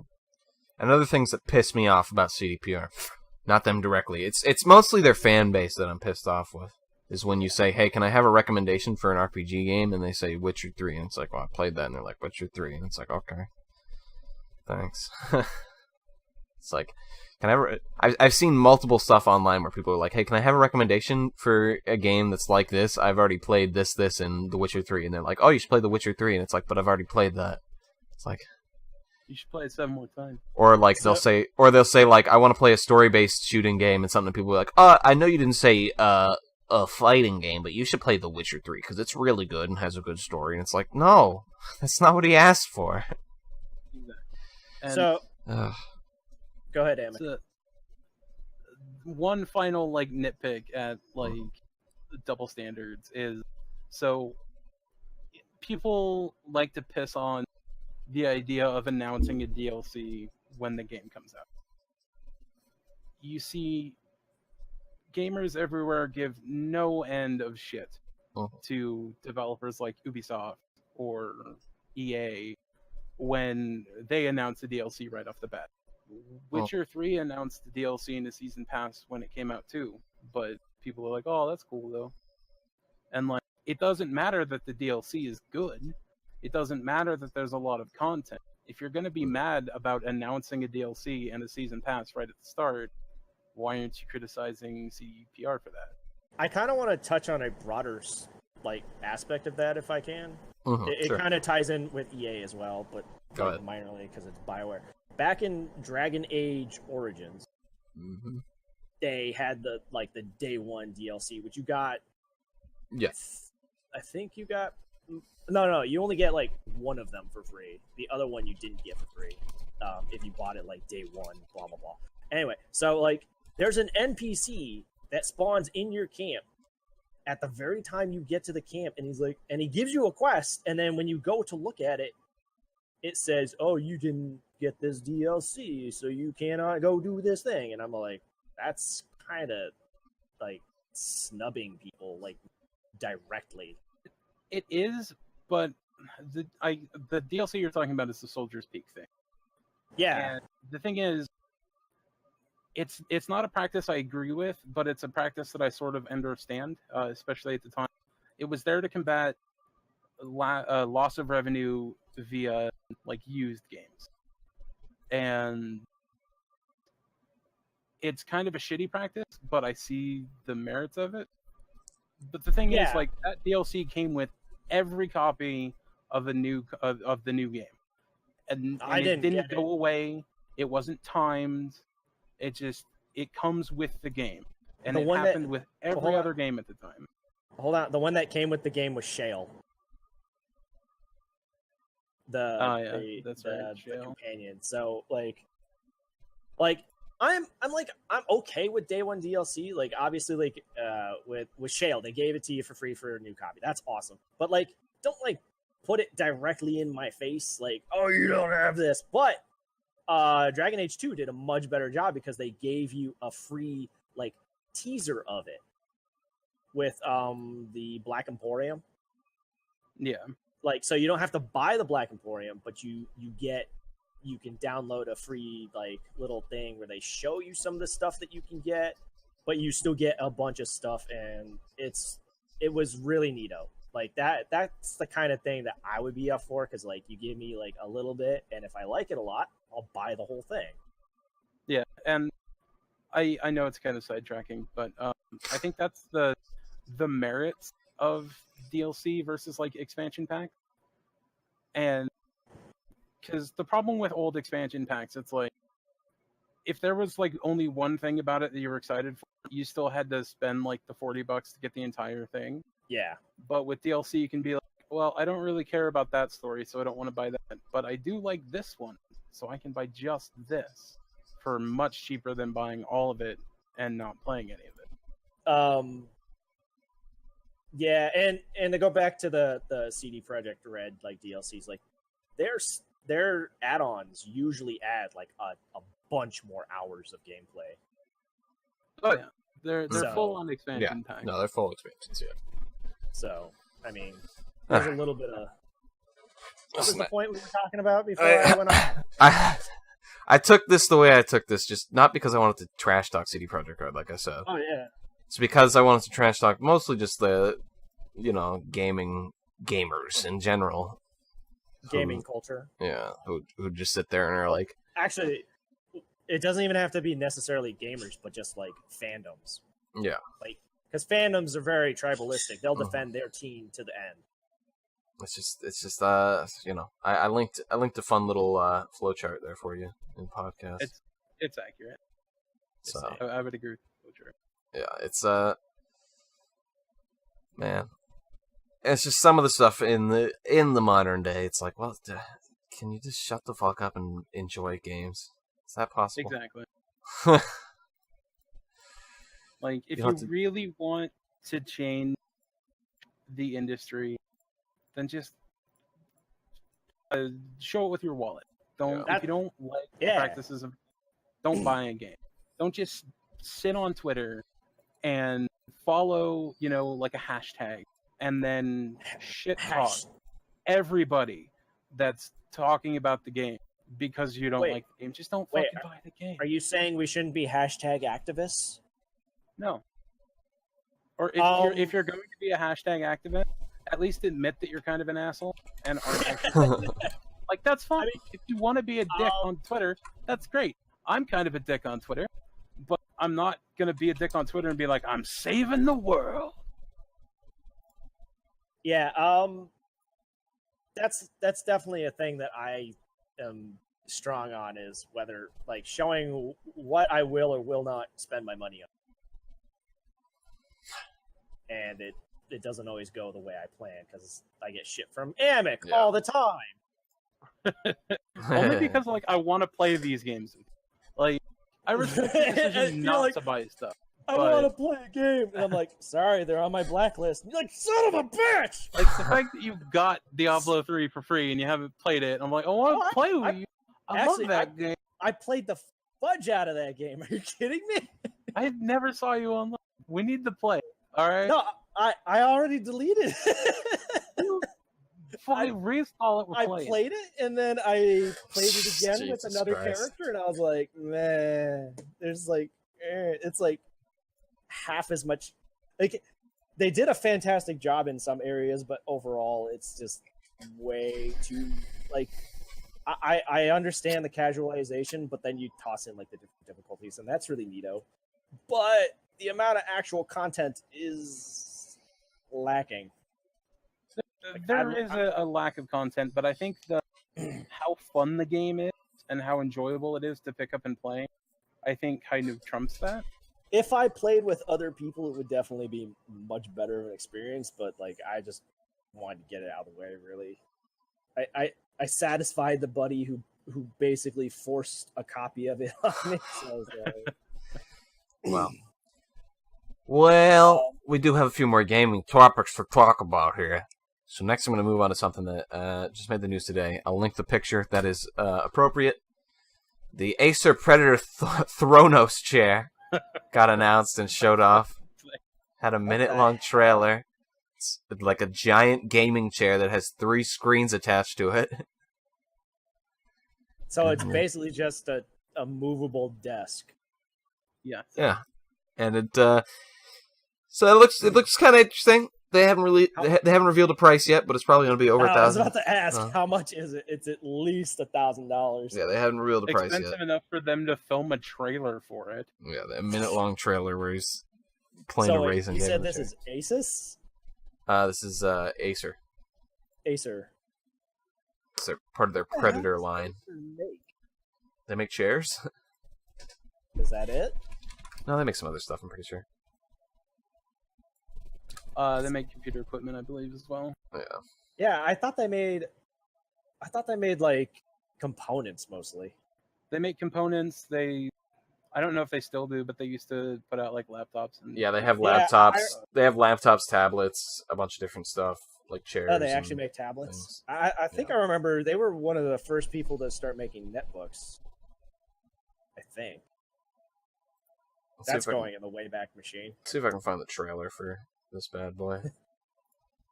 Hey, I kind of want one, but kind of not.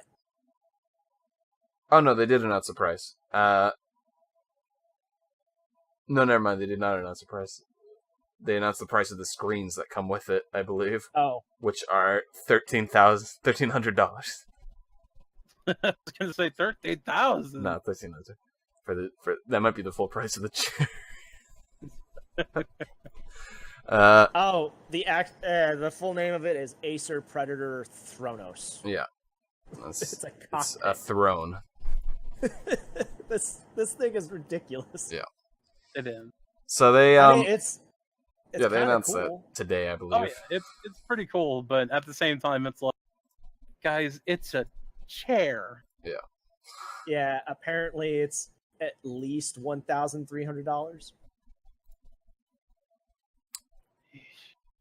Like, It better be a comfortable chair. Yeah, it better be fucking comfy as shit.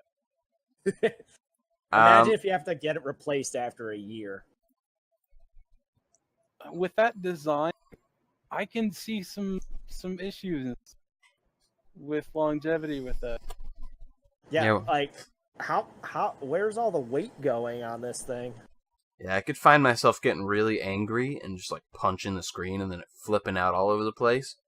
Speaking of punching things, Logan Paul versus KSI. Oh yeah. Did anybody actually watch that? Scripted. So I was gonna millions of people. I was gonna bring up Twitch. I was gonna bring up. So collectively on Twitch, the views were 1 million, which is fucking wild. Yeah, a lot of people. And on YouTube, the views were 7,500. Yeah, which means that 7,500 people paid $10 to watch Logan Paul versus KSI, and 1 million people didn't want to pay and instead went to Twitch and watched it from there instead. Yeah. So I hear there were some like decent fights. But... Okay, so from what I heard from actual like boxers and stuff, they said it was an alright fight, but there was too much clenching and too much like missed swings. Like KSI specifically was missing a lot of his punches. It's almost like they're YouTubers and not professional boxers. Yeah, there's that, and then it ended in a draw, which I think Pat was just about to say. It ended in a draw, and it pissed a lot of people off. Which they were pretty vocal about it being a 2-part fight already. So no, I don't know why it was a 2-part fight. The first fight was between Jake Paul and KSI's brother. No, I mean, like, they were saying that they were going to fight again. Well, I know Jake Paul and KSI's brother fought, and Jake Paul won by, like, 1 round or something. And Jake also got a pretty bloody nose. Yeah. And then I remember Logan Paul and KSI at the end, like, they looked pretty beaten up, so it wasn't like they were holding their punches. That being said, it was obviously ways for them to make millions of dollars. Oh yeah, like, no matter who lost that fight, they would both win. They're both walking away with and it was a draw, so they both win. Yeah, it was just. But a lot of people are pissed because they're like, "Oh, it was rigged." I'm like, okay, like it's the thing about this game, baby. It was rigged from the start. Yeah, pretty much. What in the goddamn? What? That's just. Speaking of what in the goddamn, since we're pretty much done with that, the concept of censoring profanity by replacing it with similar words and how silly that is. Amick, why'd you write this one down, buddy? Because he doesn't like it when TV shows use frack. It's fucking stupid. Like, or frill. Yeah, like, or frag. Or Shadowrun. Frag. No, but Shadowrun, it's kind of adorable. Yeah, it's adorable, but it's still fragged. Get fragged is still actually a phrase used in the military today. So, fucking Shadowrun didn't invent the term frag. No, I know, but get fragged still sounds pretty damn aggressive. Get fracked is just like, you want me to get fractured or yeah, whatever term that is. Yeah, like that it's just get. And then, go ahead. I'm trying to remember all the swear words that they used on Farscape. There was like freld, and there was another one that was Shrek. I think that's what that was, or that might actually be the literal term for shit in Dragon Age by the Qunari, but I don't.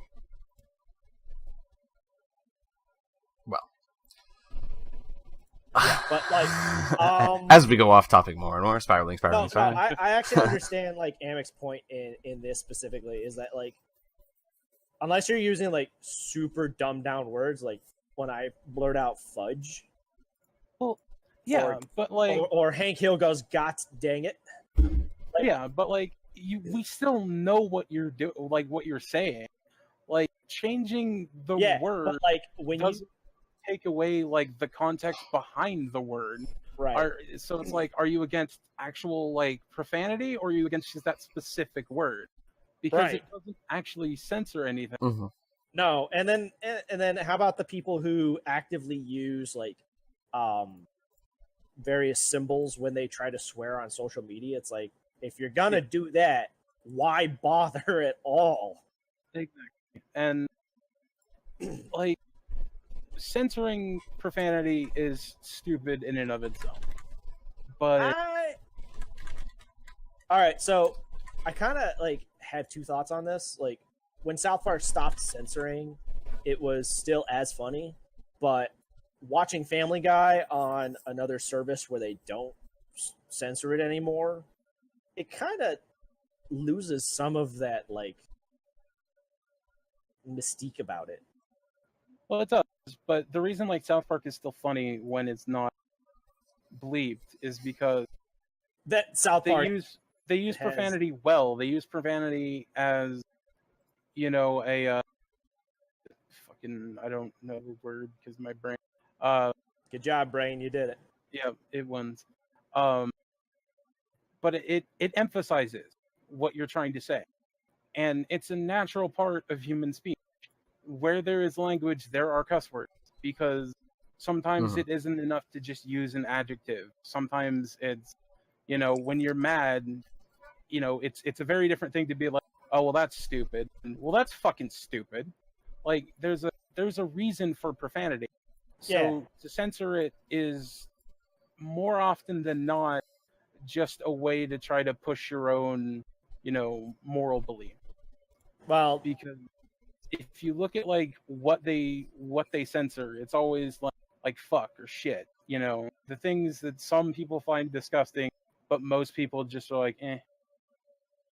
And if they're going to censor stuff based on that, that's whatever. That's their choice. But just like remove the language entirely.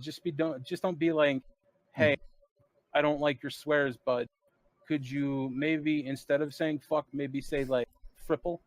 Because, you know, if you say fripple, nobody's gonna know what you're talking about. Because everybody's fucking stupid. Excuse me. Pinch my fripples. Yeah, so hard.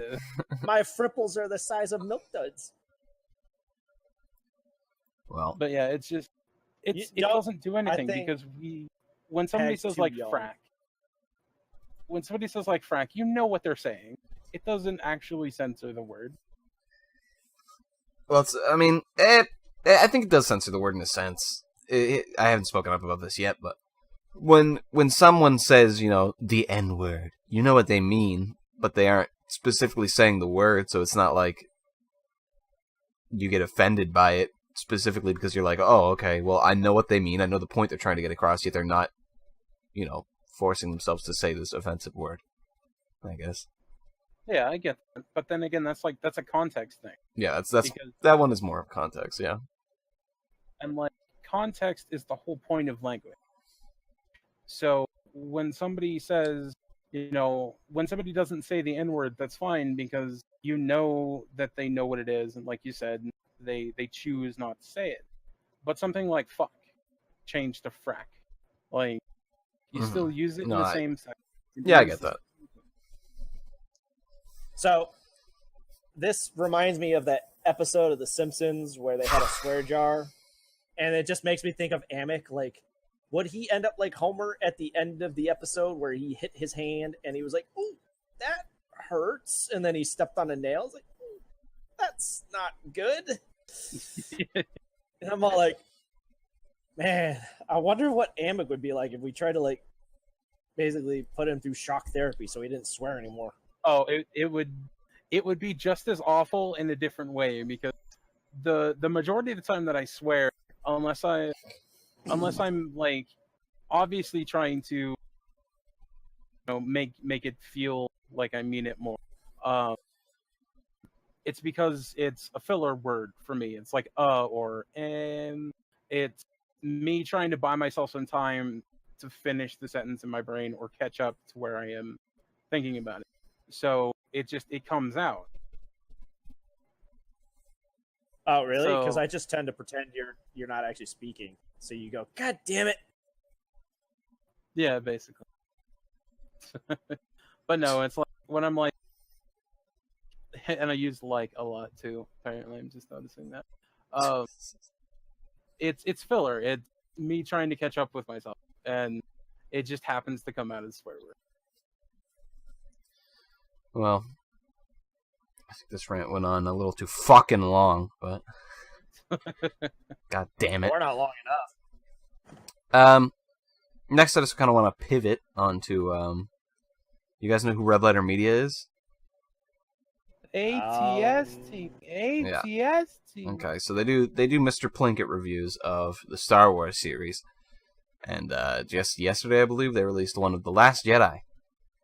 A movie that we know is very divisive right now. Yeah. And they were pretty much on the side that I think a lot of people agree with, which is that the movie's kind of incompetent. And they kind of went through and highlighted a lot of the points of the movie's incompetence. But throughout the whole thing, they were still kind of...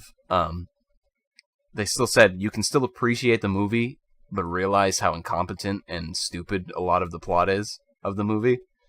Because they said the movie looks great, and of course they didn't cite this eloquently because it's, you know, the Mr. Plinker reviews are supposed to be fucking stupid. But basically what they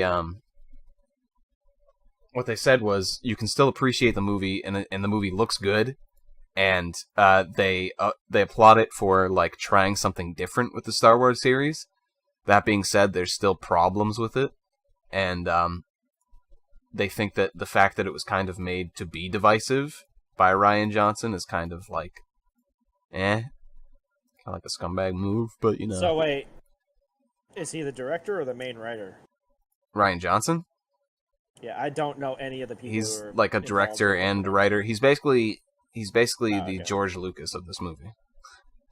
Yeah, So, yeah. So I liked the movie, but I like you said, I still thought a lot of it was dumb. Like it really should have just been Luke Skywalker does stuff. Yeah. But like it was kind of Luke Skywalker did stuff. Luke Skywalker does stuff while being a grumpy old man. And I mean, like Mark Hamill is a grumpy old man, so it fits perfect. It's like if you had Amick and then you aged him 30 years, that's Luke Skywalker. Nah, Mark Hamill isn't really that grumpy in real life, though. In real life, he's like, well, no, you're right. He's like, I liked playing as Luke, and I was kind of, he came out afterwards saying he was kind of disappointed in how the character was changed, and how he said to Rian Johnson, you shouldn't really do this to this character. But then after the movie came out, of course, he was like, he changed his tune because if he didn't, he'd get fucking nuked by Disney. But so yeah, can we talk a little bit of Disney hypocrisy? No, we cannot. That's not what that's not what this subject's for. But the Plinker review did bring up an interesting thing, which was they pulled up an old interview from Rian Johnson back, like when he had more hair, and the interview said like, what would be your perfect like movie or something like that, and he said my perfect movie would be something where I could make where everyone in the studio would come out of the movie saying that was great, that was like the best thing we ever made, but like everyone in the audience would come out saying that's like the worst thing we've ever seen.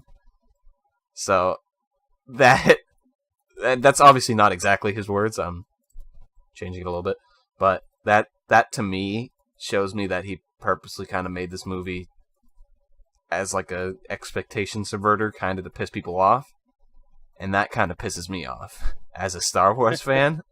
He basically, it wouldn't have pissed me off as much if it was the first or the third movie. It had to be the second movie, right in the middle, so that now J.J. Abrams is going to have to work around it for the third movie, so that he has to make it so that the third movie actually works and doesn't seem like fucking expectation subversion, which was just the second one. I don't know. The first one had its problems, of course. It was just like a rehash of episode 4, of course. Like, I'm not saying the first one didn't have problems. That being said, in the new one, in trying to subvert your expectations, seems like Rian Johnson just kind of, I don't know, poisoned the well. There was that one actress who, like, got a lot of heat Yes, that was the one who played as Rose. Yeah. I don't remember any of the characters' names or anything. She was the one that went with Finn to the casino planet in the totally not needed side story. Yeah, and then like she was apparently harassed off of her social media. Mm-hmm. Yeah. Because some fans are fucking dickheads. Yeah. It's like, all right, so you hate the writing Mm. and maybe the directing. Why you gotta hate on an actor for playing the role that they had? Like, especially because like she was super excited because like she always wanted to be in a Star Wars movie and she finally got to be, and so she was fucking happy. I think with that shit that took she that was away from her given, because- she nailed it. Like, she did a great job acting. Yeah. But like, I don't understand fandoms anymore. And I mean, This her is why role. I like start hating everything. I can understand people hating her character in the movie, but hating someone outside of the movie is just asinine. And not, this is coming from someone who did kind of hate her character in the movie because it was fucking dumb. I think it would have gone better if like they had introduced her in the first one, or just given her more time. Because my problem with her is like, I didn't mind the character. It felt weird that they kind of sprung her on us and then expected us to feel like deeply about her like we do some of the other characters. And it's like there just hasn't been enough time for that. I mean, I hate the whole casino like side story anyway. It was so fucking dumb. Oh yeah, it was pointless. Let's free the animals. And then they freed the animals, and in the Plinker review, they shut off a line that I completely forgot, where Finn was like, bringing those guys down, it really made it worth it. And then she turned around and she saw the animals running off into the field. She's like, no, now it's worth it. And I was just like, holy fuck. I was like, I forgot how bad that part of the movie was. It's fucking It's like awful. Super Metroid, whether you decide to save the animals or not. Except those animals are going to get caught again, like, instantly, and Yeah. the slave children are going to be in trouble, but, let's not point out the logical fallacy in the movie.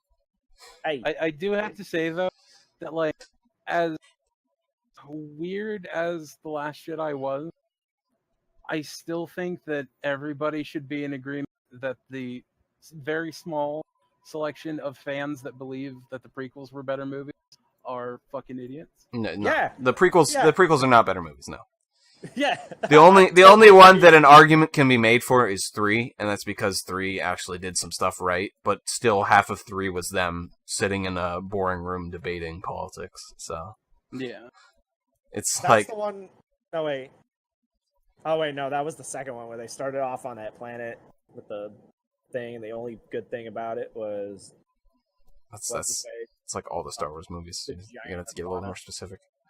They were tied up on that planet for, like, absolutely no that was reason. 2. I mean, 2 had some good stuff in it, too. 1 was really the one that just, like, had nothing but the Darth Maul fight, and that was it. Yeah. And that one, was, that's like, the one that pisses me off the most. it was all of 5 minutes. That's also the one that Zeri says he thinks is the best of the original, the prequels, and I'm like, you're fucking kidding me? It's probably because he doesn't like Liam Neeson. No, he's like, I just like Darth Maul, and that's it. I'm like, what? They did kind He's of. like, none of the other movies had Darth Maul in it, so why would I care about them? I'm like, what the fuck? Oh, excuse me. One of them had Darth Maul in it. Which one? The first one. No. It was a recent one. Which Wow. recent one had Darth Maul in it? It fucking... Yeah, you. God damn it. Alright, I wrote myself into a corner. Spoiler time, boys. Fucking Rogue One.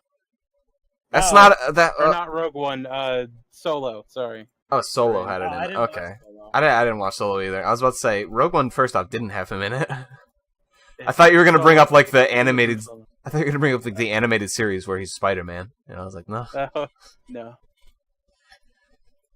I do think... I like the extended universe stuff for a lot of characters. I'm kind of mad about that. It's not... I don't want to delve too far into the Disney subject. The very end of the extended universe gets super weird, though. I mean, it was pretty weird in the front end of it, too. I mean, Darth Maul with just robotic spider legs. It was pretty strange. Just, Loveless from Wild Wild West. Anyway, that's enough shit talking. One of our favorite media properties. We shit talk because we care. Yeah. Let's move on for our penultimate subject. What?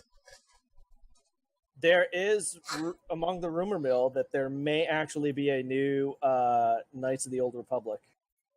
Wow. But I don't think... Are there any, is there any credence to that? Or is it like the rumor mill that has been circling? No, actually, it's just a new DLC coming out for... Knights of the Old Republic 2? No, for the MMO. Maybe. But no. Aren't they... okay, so the Old Republic is getting shut down. Really? Either a year or two from now. Huh. I might have to go back and try it out for like a week. And then something about some company that EA owns that's not BioWare. It renewed the license. Respawn, I think. The trademark for Knights of the Old Republic. So people are like thinking that EA might be putting out feelers, but it also might just be them repackaging it and Did reselling not it as like possibly an HD pack, but maybe not. Well, I would buy the shit out of an HD release. Yeah, because it plays for crap on modern PCs. It does. It should be interesting. Respawn Entertainment announced last E3 about Star Wars Jedi Fallen Order, so we're gonna be getting something there. And Respawn's the people who made Titanfall, so I don't expect it to be bad. Titanfall 2 is currently on sale. Did I already mention that? Yes, you did. Yeah, I didn't play either Titanfall 1 or 2. If you put in the code Fourth Wall Enclave on the PS Store, you'll get jack and shit. Discount. So anyway, for our penultimate subject, let's move on to something a little bit more serious. A little bit. We don't take anything too seriously here on the show, but this is a subject that requires a bit of brevity, and that is the Jacksonville shooting that happened a couple days ago over the Madden NFL 2019 game that recently released earlier this month. I want to impose my will a little bit over how we handle this subject. I would like to not speak of the person's name. Yeah, I was not planning on it. Yeah, I mean, this is a trend that a lot of YouTubers are doing, and I actually respect it because it kind of diminishes at least some point of like getting clout or fame over doing something like this, getting your name out there and stuff like that. But if you don't say your name, then blah. But anyway, sorry, I'm done on that. So, what happened is there was a gaming event that happened in a gaming bar, I believe. Yeah. This is a gaming bar. And they were having a gaming event where they were playing a Madden NFL, official EA sponsored qualifier tournament for Madden NFL 2019 esports competition. Yeah. So what happened is the shooter ended up losing a round. So he went out to his car, grabbed his gun, and went back inside and started shooting. So obviously, you go. I heard previous to that he was very vocally agitated. He's throwing the controller, being a general disruption. And some people on the FWE, because we were talking about it in the debate corner, or whatever the hell I named it, that had he been ejected from the event and not allowed to return, would he still have shot anybody? I think the answer is yes, and I'll get to that in a second, the reason why I think that, but you can go on with here. I would kind of agree that yes, but that's also that's the kind of what if scenario that is impossible to actually have a definitive on because Yeah. you never know. Right, because it didn't happen, thus we don't know. But I think if people are going to be doing these kind of events, that like obviously there's going to be some potential for an element like this. Did the bar have any security on the outside, on the inside? I mean, it's a bar usually. Like, you know, you come in, you drink, you play a game. Yeah. It's Those there's typically no don't. freaking security.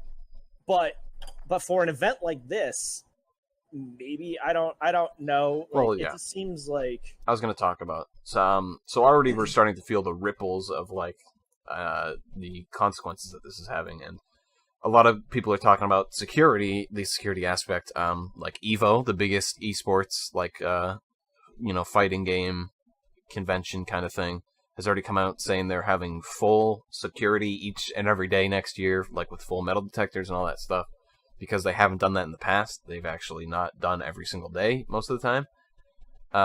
So now they're saying next year we will definitely do that because we realize this is a problem and we can't just like sit on our laurels. I believe someone else was I forget who it was. Someone else was also saying like they're looking into what to do for like security. I forget which convention it was, but they were talking about how they are looking into ways for increased security so they can protect their. well, TwitchCon is coming up and BlizzCon. That was what it was. is It coming was up after Twitch. Twitch was saying during TwitchCon they were looking for ways to increase their security because obviously Yeah. I this went to just happens. TwitchCon 2000 something. I don't remember. Was it 2016? I don't I think remember. it was Anyway, 2015. yeah, it was the second one, whatever the second year of TwitchCon was when they had it in San Diego, and security was pretty lax for the most part. Mhm. But there were so many people kind of like, I wouldn't say actively watching everybody, but it was like there was a lot of awareness of things. But I think a lot of that had to do with people going for the first time. Like, it was my first convention ever, so I was like, ooh, ah, like I went by the Tom Clancy booth and they were tossing out shirts, and this short dude in front of me was like waving his hands, and the person overthrew and hit me in the face, so I got a free shirt. I mean, I was going to give it to the dude, but then they tossed out another one, so he got one. I got one. It was cool. It was a promotion for Siege, Yeah, okay. so it was neato. Yeah, so But keep going. yeah, like security was like super lax. If you had already come in and then left and then came back, they almost like if you got the same dude or woman, like they almost didn't search you. Like they'd be like, "Yeah, just open your bag." Like you could have had stuff on you. Like they really didn't do a very in-depth job of screening people, but they may have been told to be a bit relaxed because California is pretty strict on laws, blah blah blah blah blah. But also, like, there was a bajillion people there. Yeah, I think for if you're going to have a big convention with that many people there, I think you really do need to have strict security. Yeah, But it's one of those things like the Madden shooting. It's a fucking video game bar. Like, we shouldn't have to have like, checkpoints to get into those. But unfortunately, people fucking can't handle losing, and their first reaction is to I'm gonna shoot the place. And it's a little bit about it is like he apparently was a small time pro. Like he'd already won some money or a tournament previously, like whatever they did last year, or something along those lines. I'm kind of losing details because my brain's getting fuzzy. But yeah, like there was clearly something going on with this guy. Like maybe they should have thought about calling the cops. Like maybe we should be learning to listen to early warning signs. Yeah, and I'll talk about a lot of places are bringing up that the guy had mental health troubles, and that I forgot about that too. and that he was definitely like certified as having mental health troubles. But the problem was that he's still able to buy a gun with these mental health troubles, Yeah. which is fucking wild. And it's the thing is, if we actually enforced our laws, we might be able to stop shit like this happening. I agree. But- And like obviously it's a big complex issue and there's no simple answer for it, no matter what each side, each extreme side says. But the place to start is to actually enforce the law. Because there's supposed to be a time period in between you going to the gun store and paying for the gun and actually getting the gun. But that doesn't happen because nobody does any of the checks. It's just, alright, here's your gun, have fun. Well, I mean, they don't do the checks. He also went up to a different state to like get the guns, and also apparently the mental health screening that he got didn't put him high enough. Apparently, despite it being mental health treatment, like in order for him to not get a gun. So it's like, how does that even make sense? If you have to go for mental health treatment, you should probably instantly be taken off a list to be able to buy a gun. I'm sorry. At the very least, temporarily. Yeah. Like at the very minimum. Yeah, there is supposed to be, I believe, a you're supposed to check in with a mental health professional to get removed from such lists after being put on them. But like, what is the bare minimum to even get on these lists? Because we keep hearing about how this person was having an issue with their life. Like if you remember the affluenza guy, and he was constantly putting out stuff like that. Granted, he didn't get checked. Like early warning signs were completely ignored in his case. But like, we need to start addressing this sort of crap in our country. And I think it's I think I'm glad, not at all glad that this happened, but I'm glad that it has turned some of the eye onto mental health issues as opposed to what I see a lot of people focusing on with gun control, which is, semi-automatic rifles. Video games? No, it's semi-automatic That too, rifles is what a lot of people, that they're too. like, that's the big problem with guns. And it's like, that's really not the big problem with guns. The big problem with guns is that people that have mental health issues are still allowed to buy them, in most cases. Yeah. We also need to address, as a country, I'm going to dip into the liberal side here, that mental illness should not be stigmatized to the point where people don't seek help. Yeah.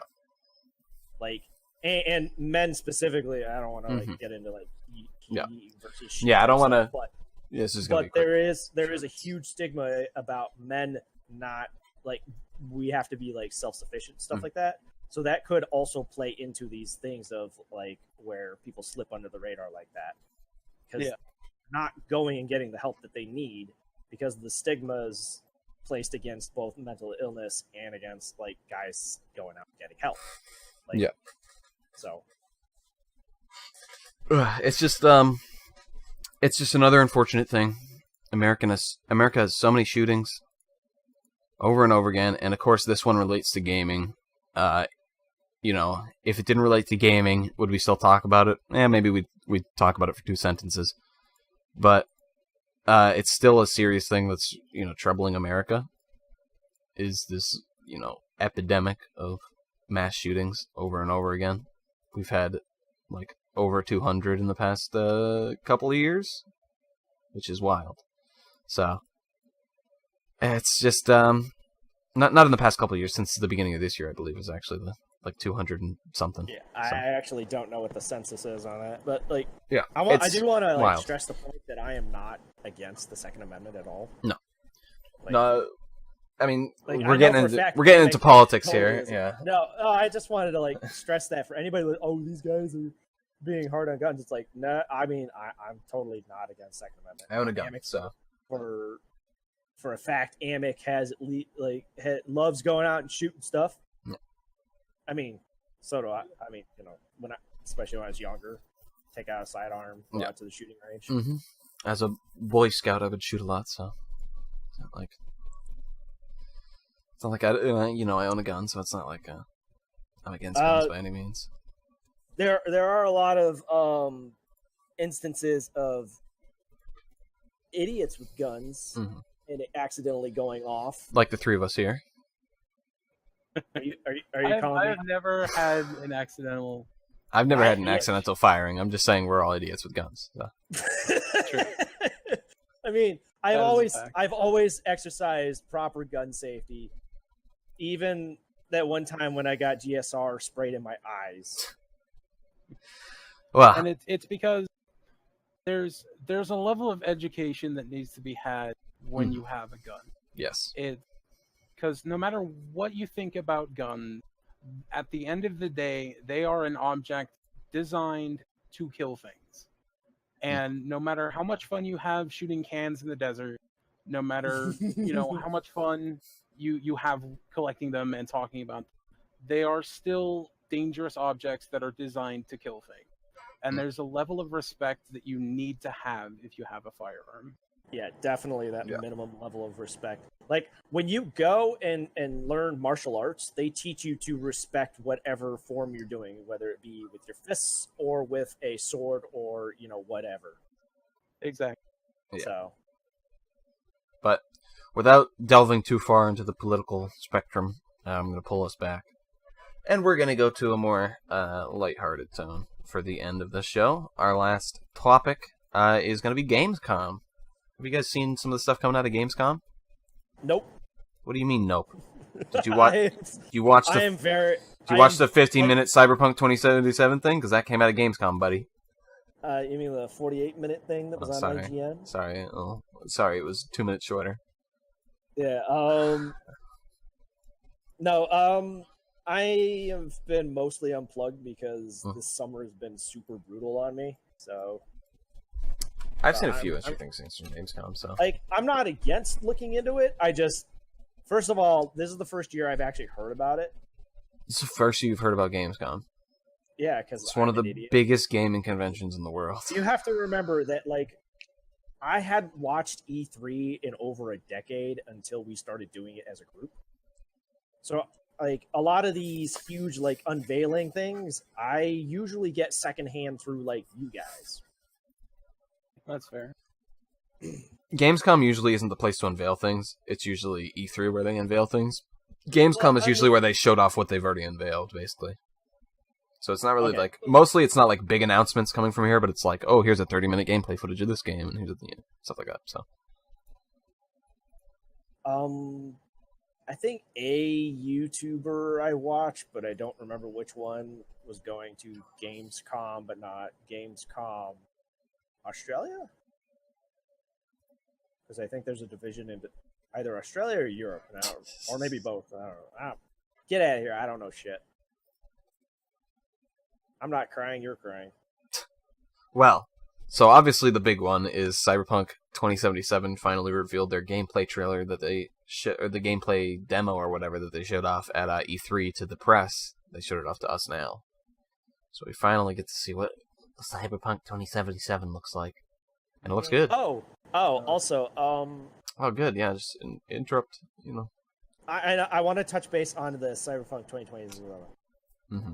The fact that they censored part of the nudity in it is freaking hilarious. Because in the beginning, they blurred out the lower genitalia and the breasts on the woman. Then they obviously censored the genitalia on the man, and I think their butts too. But you mean when they were designing the character? Right, and then when you're in the game and she's fishing the woman out of the thing, you still see her naked. Yeah, well, that's well, that's the thing. They said they wanted to make nudity in this game, but they also wanted it to be appropriate. So I don't think in the cutscene seeing your character naked would be this is appropriate. Well, I mean, I think they also came out and said that they blurred it for the trailer because they didn't want to distract people from what they were talking about when they were talking about characters. So you're saying there's going to be full-on dong in the full game? I don't see why there wouldn't be. It's a CDPR game. Yeah, Europeans have a much different view on nudity than us Puritan Americans. I'm trying to think if there was any dong in The Witcher 3 though. From no. the fucking opening scene. Don't you No, see? you don't. You don't ever see his actually get to dong. see Yeah. it, but you get to see his butt. Yeah, you see like it does like the thing where it keeps covering it up with different objects. Yeah, it's convenient censorship, but Yeah. also darkening when he's in the water, and bubbles and stuff like that too. But yeah, overall, like Europeans don't really care nearly as much about nudity as us. But I'm still wondering because if they make a full dong, that's gonna give them the ESRB rating of AO. I'm pretty sure because dongs. Well, no, some games have got dongs in them. Yeah, that's true. Conan Dong Exile didn't have. Yeah, it's only if the dong penetrates. So we'll see. And then there's also Rust. There we go. Rust. Rust was the first like big game to have like millions of penises. So we'll see. I doubt CDPR won't do the tasteful sex scenes like they did in Witcher games of past. I doubt they'll shy away from that, but I wonder how they'll go about it overall though. Like in The Witcher 1 it was kind of like Pokemon, you got to collect them all. Like they gave you a card for every woman that you slept with. And then they didn't do that in the second and the third one. Yeah. Just because they wanted to stop incentivizing sex, I think. Yeah, I guess. Like, they wanted to get away from the her crowd, I guess. Which, I don't know. Anyway. So yeah, there's some other stuff showing off at Gamescom. Another thing that I was excited for, Mountain Blade Bannerlord showed off like a decent amount of their gameplay. Oh, is that the new one? Yeah. That's the new one that's coming out. Coming out sometimes in 2027 or something. I don't know. Because their other more popular game came out in like 2006. Mountain Blade Warband, yeah, came out a while ago. But they've been working on it. They've been pumping I've seen along. a little bit about it, and it looks kind of like War of the Roses, but like Yeah, War of the Roses. War of the Roses was also by them, I believe. Yeah, it had an amazing amount of pre-orders, but then like the reviews kind of just shat on it after a while. Yeah, the thing about War of the Roses is the combat was good, but the game wasn't good in of itself. So, yeah. I mean, wasn't it supposed to be set up kind of like Total War or something like that? I don't know. It was more similar to Chivalry.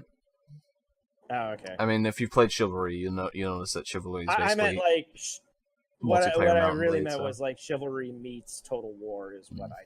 Yeah, kind of like that. Yeah, I believe. I haven't played War of the Roses in so long though, so I don't remember. I remember playing Chivalry when it was in early access, and then it went live, and I just kind of like it just seemed mostly the same. If you've played one round of Chivalry, you've played every possible. Kind of, yeah. Yeah. I'm trying to think what other game I saw gameplay for. Dragon Quest XI, I believe, had some gameplay, but they already showed that off before. Yeah. New Call of Cthulhu game. Oh, right, yeah, the new, developed by, the people who made, like, the Sherlock Holmes games. Yeah. Weren't the previous ones also made by them? No. Or No, I don't think so. Different studio? Okay. Well, I didn't really like the new Sherlock Holmes games. They're definitely, for a specific audience. Not everyone will like them. I liked some of it, but like some of the puzzle mechanics were just Yeah, that's why I'm a little weird hesitant after seeing some of the gameplay for their new one. That I'm like, I might not get it. I'm gonna wait. I'll probably end up watching it. Yeah, is probably what'll end up happening. Yeah, but I do like seeing more Cthulhu mythos, in game. There's that other one that's coming out as well. I can't remember the name of it. No idea. I'm trying to think of what else. Fallout 76 had some stuff, I think, but I don't know if they showed off gameplay.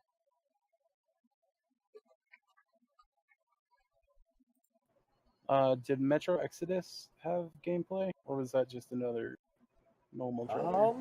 Didn't they have something revealed before Gamescom? After E3. After E3, but before Gamescom. I think they had some more stuff come out about that, but for the life of me, I can't recall it because this whole summer's been Gamescom. Stop it. There was also some Sekiro Shadows Die Twice, which is the new game by the Souls developers. Oh, nice. I'll have to check that out. Yeah, that looks fucking sweet. There's some Assassin's Creed stuff. There was some Star Citizen footage apparently shown off. Yeah. Was there another $72 million deal? Crap. Didn't they say something about a free-to-play weekend or something like that? Oh yeah, they I did heard have that. Yeah, I something forgot. about it. Yeah, I saw a thing. I was like, oh man, I kind of want to do it just so I can have more reason to be pissed off with them, but then I might actually like it. Well, like I absolutely love the concept. The problem is everyone loves the concept. Why do you think I make millions of dollars, Grant? I know. They made a huge promise, and then they started selling ships that they hadn't even put in the game yet. Yeah. They also showed off some Resident Evil 2 remake footage. Yay. Shenmue 3. Oh yeah, Shenmue 3. Never mind. I have no idea what this game is. What is it? They showed off Jump Force. What the hell is Jump Force? It's like a animal fighter kind of thing. It's not like that Switch fighting game, whatever the ARMS. No. But anyway, they showed off the new Devil May Cry a little bit. Yeah. I'm excited. I'm actually glad that Capcom was like, yeah, you know that new Dante? Fuck it, we're going back to the old guy. Yeah, screw that one insufferable douchebag. Here, we'll bring back the old insufferable douchebag. No. We're going to bring back the 3 others. Because remember, they have the second Black Power Ranger in this one. Who's your favorite guy ever? Dude, Johnny Young Bosch is an awesome dude. He's pretty cool. Although, like, I got into the Ninja Force stuff, and I'm like, I really don't want to keep watching anymore. Power Rangers in the 3rd season just kind of goes, all right, here's our formula. Let's add some weird to it. Yeah. I forgot GeForce or NVIDIA. Yeah, sorry. NVIDIA actually showed off a new card. Didn't AMD also show off a new card? I don't fucking know if AMD showed off a new card, but NVIDIA's new card has some new tech on it. That if you haven't seen it, it's basically like it's like their GeForce RTX whatever 2000 or something like that, and it has some new tech that has like real-time in-game reflections, and it actually looks really good. Yeah. The new AMD card is basically half the size of my computer. It's almost a computer itself. It's called ray tracing. It's not literally that big, but it is huge. It's got like the graphics cards themselves have way more computing power than the CPUs now. And it's kind of amazing to me that CPU technology is kind of just staying at the same kind of clock, but micro-sizing itself. While video cards are kind of just like doubling, tripling, quadrupling the amount of power and thus the size of them. It's like, when are we going to start seeing the amount of like miniaturization that we're seeing with CPUs with the GPUs, so that they start getting smaller again, thus hopefully generating less. Well, I think a lot of the size with a lot of the newer cards is the fact that they're they work so hard and are so potent that they need fans on themselves. Yeah, I think some of them are actually like they have to be liquid cooled now or some crazy ridiculous nonsense. Well, I linked a video to the new tech they're showing off. It's called ray tracing, and it's basically it's something that isn't exclusive to like GeForce RTX, but for right now it is, just because they've kind of it's the only new card that can run it at the moment, it seems. But basically, it's kind of tech that like makes it so that everything in the game has a reflective surface, you know, related to how the object is like reflecting in real life, I guess. Is that all I can say? If you watch the video, it shows a lot of cool stuff. Like it shows like flames reflecting off the car with it on and off, and it shows like reflecting off the like water in the ground and reflecting off windows on the building on the side, and even shows like how there's like a slight reflection off of like wooden guns, even though wood barely has any reflection. So it's like unless it's lacquered. Yeah, but it's pretty neat. A lot of the stuff they showed off. That's pretty cool. So it's something that's probably going to be coming soon. I can't wait to spend $72,000 on it. Well, with this new card, I don't think the card itself is that impressive, but the tech is. So people are like, we'll just wait for the tech to come onto a different card. So yeah, it's like when I build a PC in 3 years, I'll have to make sure I have a card that has ray tracing capabilities. Wait, are you saying you're not going to buy the Acer throne thing? You don't need a new PC to have that.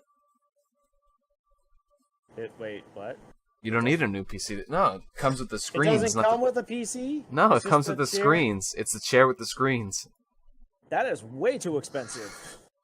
They haven't listed a price yet. It's at least $1,300. Well, we don't know. Maybe. That's what I saw on the thing. Was it was like the screens. Initial 3 of the screens. price is like sure. some freaking ridiculous thing. Yeah. I'm like, I bought my TV for like maybe $180, and that's my main screen for my computer. And then the other one I paid like $30 for this. So those are my two things for my computer. Really? Unless I use my big ass flat screen. I think I paid like $50 for my computer screen, maybe. And the road. So, does anyone else have any other topics they want to talk about before we nudge ourselves when are we off? going to have another podcast? Is it going to be next week, or is it going to be another 6 months from now? I'm available next week. I mean, sure. I sounded like I had disdain there, but I don't. But I'm fine with doing it next week again if we can actually do it next week again. As long as I get like a couple days notice, I should be pretty good to go on whenever. All right. Well, let's try again next Wednesday at 6. Grand at 6. I will put that in my schedule. Don't forget Shadowrun. Grand at 6. Hey. First of all, I said I would prefer to be like as a guest. And second of all, I was charging my phone at the time. My computer was off because it's freaking hot in here. How dare you? I know, right? How dare Well, I? if it's getting hot in there, just take off all your clothes. Mm. Yeah, and so hot. I'm gonna take my clothes. So anyway, no, you know what? It's an even better way. Just shove up old memes. Hey, Todd Howard, haha. All right. I mentioned Fallout 76 somewhere within this podcast. Got him, dude. Roasted. Oh, wait. Did they show anything for Elder Scrolls 6? No. I had to ask. No, they didn't even show off anything for Starfield, which is coming up more recent than that. Yeah, we didn't see anything at QuakeCon for that either, but also It's because they're QuakeCon focusing on 76 right now, and then once that gets out, then they're gonna focus on the next thing. and Doom 2 Yeah, and Doom 2. and Hyper Doom. Quake, Well, Doom 2 isn't like in the same whatever. isn't in the same sphere. Like Fallout and Skyrim are like in their own, like they're in the I know. they're in the big boy RPG sphere. And so Starfield, I believe, is in that sphere now as well. But everything Speaking else of is like that separate Bethesda properties. Basically. Doom stuff, that looks freaking awesome. I just want to put that out there. Oh yeah. Those are cool. I still have never played Doom 2016, and I kind of feel bad about it because I was a big Doom fan as a kid. It's like on sale every other week, and I'm like, I'll get it one of these other times. And like every time it goes on sale, I'm like, I'll get it next time. One of these days, I should just do it and then just play it. Because it's not like terribly long, but when it's on sale, it's probably worth it. Plus, the amount of fun you can just have with it is pretty intense, from what I've seen of my friends playing it.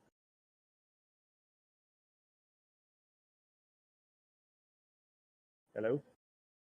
Hello. Pag just kind of like disappeared. He does. Hello? Oh, there Hello? he is. My microphone Hello? was glitching out there. Haha, it was you. I was gonna say I was glad they brought the Flamey Boys back for Doom Eternal. Oh, now. the Revenants or whatever? No, the Revenants are the Jetpacky Boys. Oh, oh shit, I forgot their names. Their technical name is Flamey Boys, okay? I mean, that's what they're gonna be now. Yeah, you know, I actually like Doom 3, but it played really slow. And the bullshit with the flashlight was really annoying on the initial release. It was really... I mean, it added to the atmosphere a lot when you could just like have your gun and you're in the dark and you don't know where the enemies are. That was pretty neato. I like that, but like some parts it was just hard navigating. Yeah, and in the more like when there's stretches of the action in it, like there were parts of that were in the dark. So I think for those sections you should have been able to like have the flashlight on and the gun out. But I think for the most part it helped. I absolutely loved it when they gave you the super shotgun and then they dropped you and there were a bunch of like enemies and the best way to see them was to shoot the gun. Yeah. That made it kind of like an action sequence you would expect from a Doom movie. That was pretty neato. It is called an arch file, by the way. Yeah.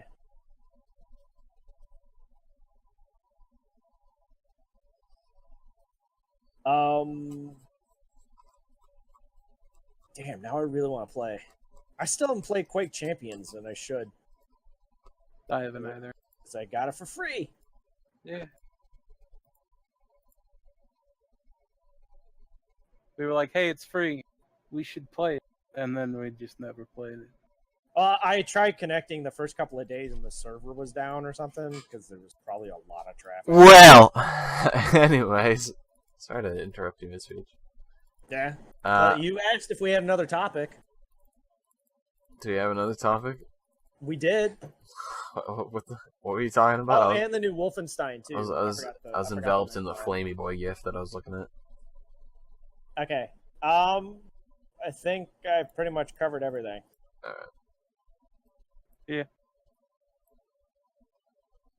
Oh. I know you try to stay away from like politics, but there was some people going out and saying that Wolfenstein is now like pro-Nazi, even though the whole fucking point of the game is to kill Nazis.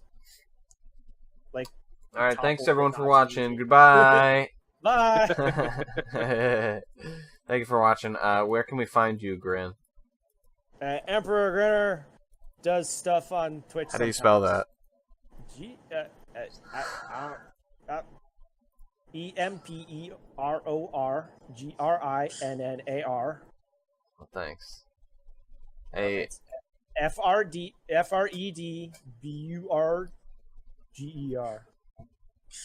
Hey, Amick, where can we find you? You can find me forgetting to stream on Twitch TV / Yeah. Amicable Snowman. This, I this don't really stream during the summer because it's too freaking hot, and I'm Yeah, not because turning you're off the melting fan. because you're a snowman. It's so Yeah. fucking hot this summer. Holy shit. But when the weather cools down, I'm back to it. I got I'll things do I want that. to play. Oh yeah, do it. Do it. I need it. Do it. I dare you. You can find me right here where you're watching this from. There you go. Oh man. You can also catch both these guys on my channel Friday nights. No, you Because we can't. play Shadowrun. No, you can't. You can't catch us. Can't catch us. We need Pokemon. Anyway, thanks for watching. Wow, Good night. just under 3 hours. Wowie. Are we off now? No, we're not. Oh. Shit. Oh my god. Swear on my Christian podcast? Heckin' band. I can't believe you. That's it. Get him out of here. Who's the leader of the Fourth Wall Enclave? Get him out. Whoops. Get him out of here. Alright. Goodbye. Goodbye. Bye.